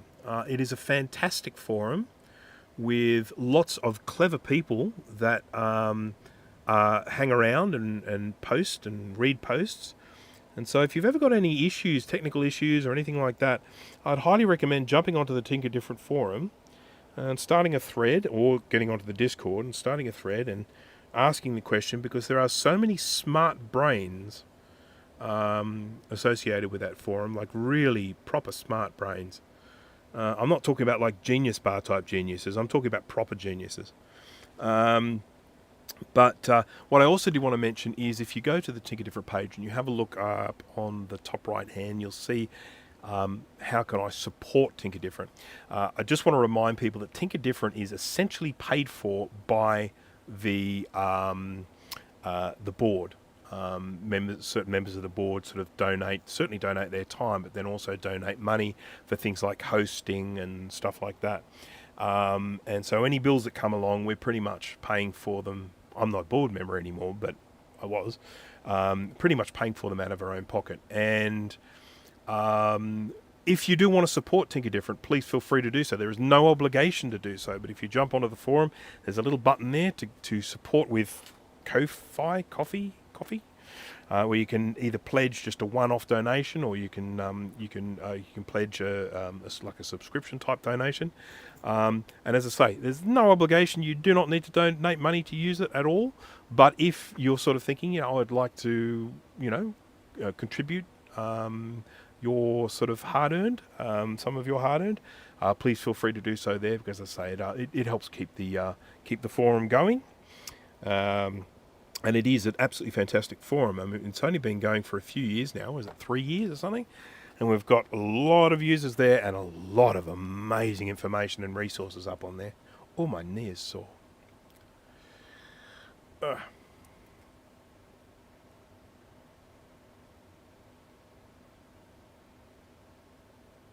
We're in year 4 now. How about that? VR in general is a small market, and the MetaQuest 3 is $400 and does almost as much. Enthusiasts want something that connects to a PC directly. Yeah, I mean, yeah. I really... It was a really weird thing for them to make, but anyhow. They got loads of money, so they'll be right. The one thing that I did like about it when I saw it, I thought, how cool would it be to watch a movie with that thing? That super high resolution screen. I think watching a movie on those VR would be really fun. I am not a big 3D person, really. I don't have any issue with it, but there's a game that I play on an iPad that I really like, and then they moved it. They brought out their latest release only on 3D hardware, and I was like really disappointed, because I had played version 1, 2, 3, and 4 of their game, and then when version 5 came out, I couldn't play it because I don't have VR hardware. Poopy. Went live October 2021. Spooky season spawners. All right. I have replaced the second of the LS393s. I was going to have a close look at these traces, so I'm going to do that now. Scorp. I'll swap glasses again. Just see if I can see anything obvious. I mean, I probably should test as well with a multimeter, but I just thought I would look for anything just really obvious. And to be honest, these really don't look bad. I've already gone over them, as you can see.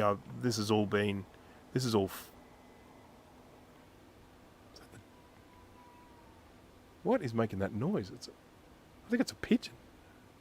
You're right? There's a lot of baby pigeons around at the moment because of the season that it is. But I've got solder on a lot of these. You can see that I've cleaned a lot of these traces up. So my general feeling is that these are probably okay. I don't really see anything that looks like a break in any of those. I can go in and test them properly if I don't get anywhere, but to start off with.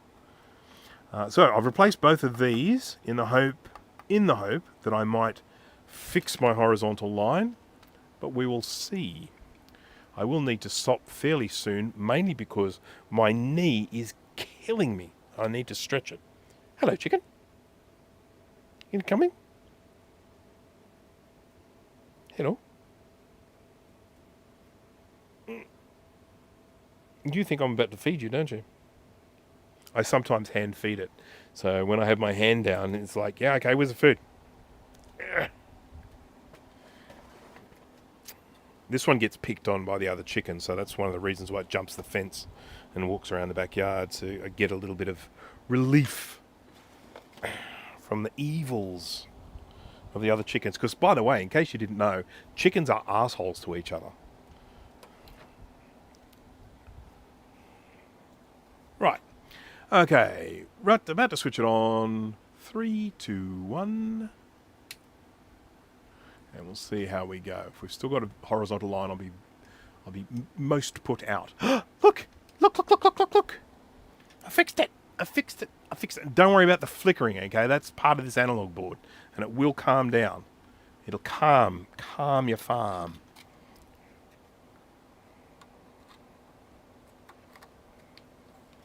Right.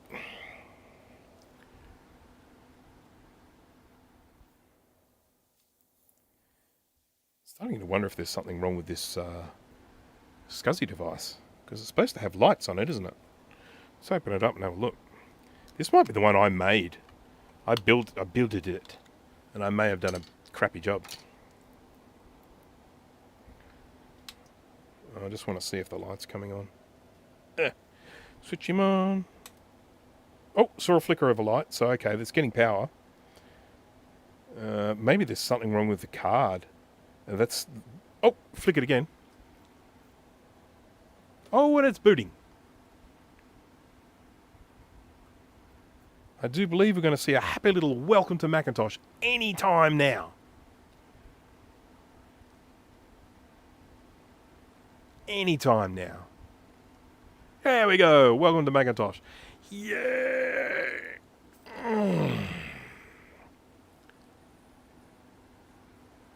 Welcome to 40. I hope you enjoy ibuprofen.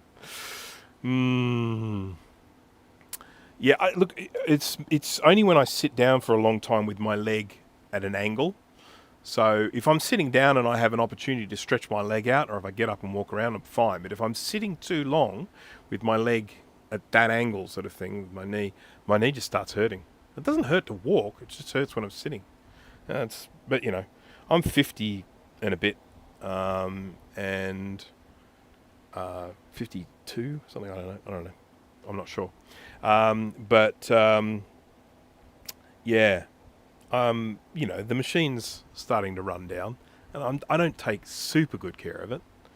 I do a lot of walking, so I haven't done a walk today. I would like to, but it's going to be bloody hot. Okay, well, it's fixed. We've got sorted out the screen. The thing is running beautifully. So this logic board for this particular customer has been fixed. I now need to fix the analog board. I'm not going to do it today, but I now need to fix the analog board. And the reason I need to do it is because there's a problem with the screen at the bottom. The top half of the screen looks fine, but the bottom half is all scrunched up. When you look at the, what do you call it, the Macintosh broken books, whatever they're called, they actually blame it on a component just here. But I have swapped that component out and it made no difference. So the fact that that problem can occur if this component is faulty makes me think it's probably linked to the circuit near it. So what I will probably do is, if I can't get hold of a schematic for the analog board, which I'm pretty sure I have, I can go through, I can look at this component and I can look at everything coming off it and then just go around and test things around it. Things like resistors, because the resistors do fail on these. I mean, there's one that fails all the bloody time on these. And so I can go check the resistors, I can check the diodes. Capacitors have all been replaced, so it shouldn't be a problem there. And then hopefully I'll be able to fix that. And once I get that analog board fixed, I can give this person their computer back, which would be nice. Okay, so that is a successful success in all successness. There is one more thing that I want to do before I wrap it up. Ouchie. That is so good, I'm so pleased. I need to make note of that so I know. And that needs to go into the ultrasonic cleaner because it's got flux all over it.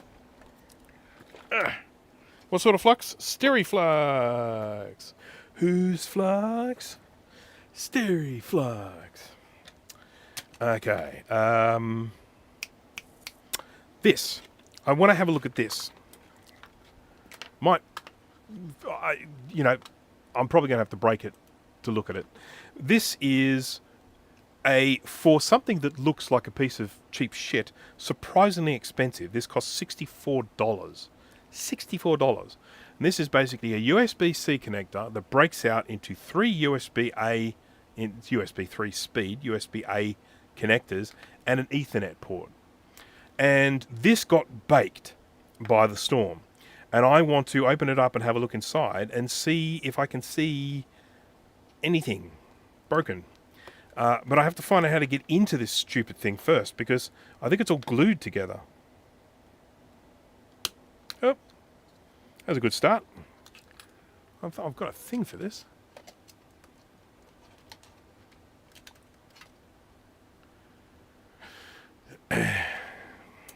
So just a reminder to everyone about that SE30 that I was working on.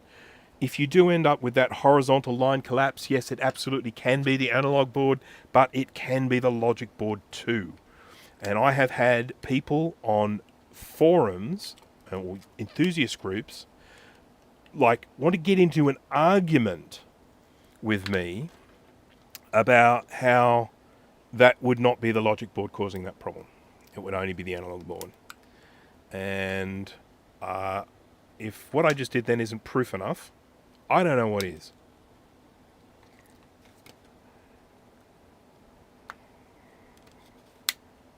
This just snaps together. It's not even glued.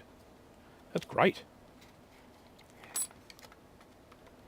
I mean, it's probably never going to be the same again after I pull it apart, but that's all right. I mean, it's broken now, so it's not like it can get any worse. At least it looks nice now.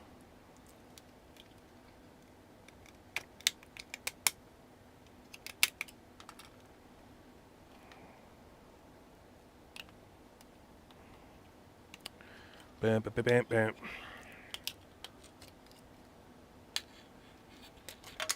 Now, one thing I can tell you is after the unfortunate events of that lightning storm, I am going to change some of my habits. Just want to let everyone know that that is going to happen, that I am not going to just leave things to chance anymore. I'm going to be looking into repairing, getting, maybe improving some of the circuit breakers and stuff like that. And I also, if there's a lightning storm like that, I'm going to start unplugging shit. I just got way too complacent. USB hub autopsy, that's what it is. All right, let's have a look. Let's go to the scope view. And we'll just have a little bit of a squiz. So, this is it here. And the sorts of things I'm looking for are burn marks. Because usually when these things get baked by power surge, something will usually burn. But that's not always the case. One of the USB cameras that I had that died, nothing visible on that at all.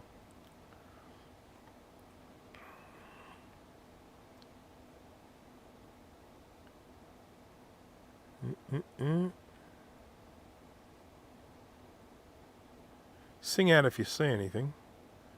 But at this stage, it all looks pretty good actually. There's a fuse. Do you reckon there's a fuse on here somewhere? It's all labelled, so it would be like labelled. What about X1? Do you reckon X1 might be a fuse? Or is that this? No, that's probably this here. Oh yeah, that's a capacitor. Sorry, the X1 was this IC.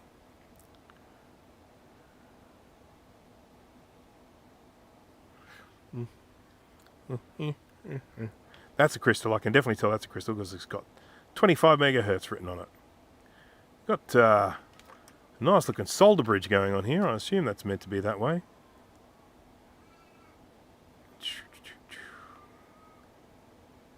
See the solder bridge? But yeah, I mean, that doesn't look like it's been melted that way. That looks like it was built that way. It was born this way. Okay, just looking. I mean, everything looks pretty squeaky clean. When I opened up the Apple thing that got fried, there's really noticeable burn marks on it. I don't see anything like that here. It looks pretty good. Once again, I'm just looking to see if there's anything that might have an F on it to be a fuse, but I haven't seen anything so far that looks like a fuse. Typically, when you're looking for fuses, they often look like a little resistor or they look like a little white capacitor. They're the main fuses that I see anyway. But obviously some capacitors look like white capacitors as well. So you can't be sure. But they're typically, when they're labelled like this, they'll be labelled with an F rather than a C for a capacitor. But I don't really see anything burn. I don't see holes blown in anything like that. So I don't know. I can go through and test some of these things. It's more likely to be down this end if there's a problem. And it's probably more likely to be one of these ICs dead, would be my guess. Because these are obviously very sensitive to high voltages. Some of these higher power rails, they could probably take a bit of a jolt and still be okay, but you know, something like this would be running on probably a much lower voltage, and if that got a hit of a higher voltage, it would probably just bake it. It's no good. It's no good. Oh, look at that. See that? You reckon it's this capacitor? Could it be that easy? I mean, probably not, but I'm going to take that capacitor off and test it.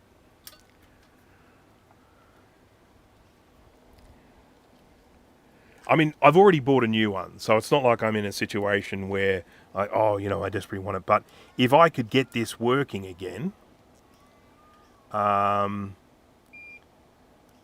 would be pleased. I would use this elsewhere. Ow. Bloody, I hate friggin' leaded solder. It's so hot.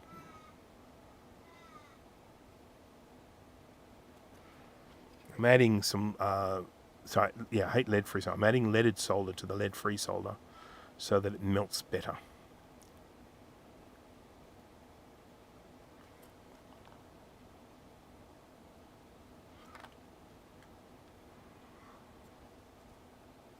Ow. Careful not to burn oneself. Right, ow. Oh, this is hot. Is there a spark suppression gap on the PCB? I don't know. I mean, this is cheap rubbish, right? I have to just totally accept that this is cheap rubbish. But we will test this cap just to be sure. To be sure. This is the dead one. I need the good one. Here we are.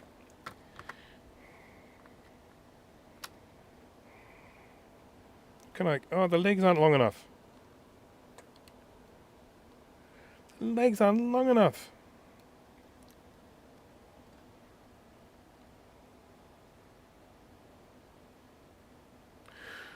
It may or may not be. We'll just have to test it with a multimeter instead. Top view. Put this onto capacitance. Switch it on. And try and measure this. Just a reminder to everyone, if you are testing capacitors with a multimeter, they have to be out of circuit. They will not read correctly if you test them in circuit. I should read what it is first. What is it? So 4716. Bound to have one of those.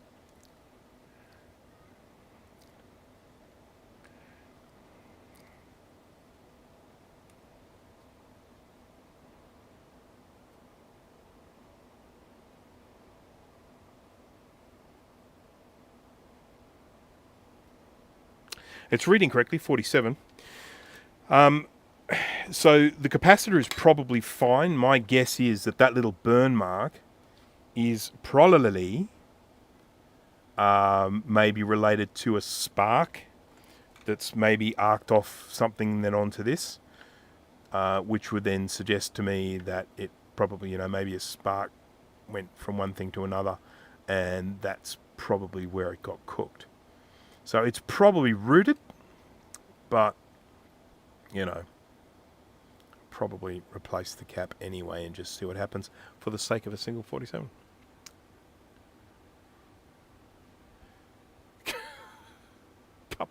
A cap busted its cap. Gonna bust a cap in your ass. Okay, 16 volt. Oh, man. 10, 22, 47. There we go. Nice little 47. I've got a little chubby one here. This was a little skinny one. I'm replacing it with a chubby one. I'm replacing it with a really good quality one as well, which is probably overkill, but never mind.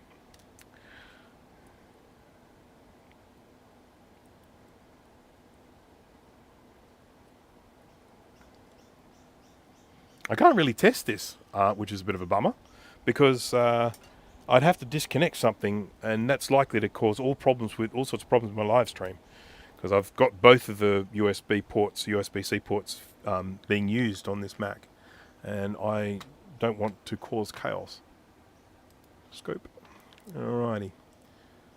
So, but I will test it. I'll take this up to the house. I'll test it up there on a different computer.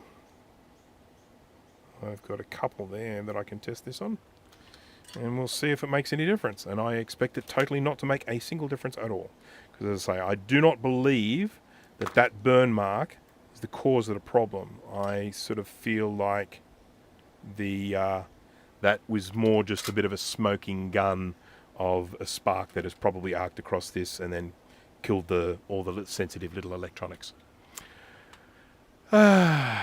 Use a wall wart and see if it passes power. How am I getting? I don't want to do that. I could connect this up. I could just connect up the 5 volts and see what happens. But anyway, I'm not gonna. It'll do. It's been enough streaming today anyway. Let's face it, hasn't there? I hope everyone has enjoyed themselves. I do apologise once again for not live streaming last week. I will try and live stream again next week. I've got some other videos coming out as well. I'm going to plan to do some filming over the next couple of days. I'm also doing some testing. I've got a Macintosh Classic analog board and logic board I need to get back to the owner ASAP. I can't get the bloody thing to work, but I don't think it's the fault of the board. I think it's my Classic chassis.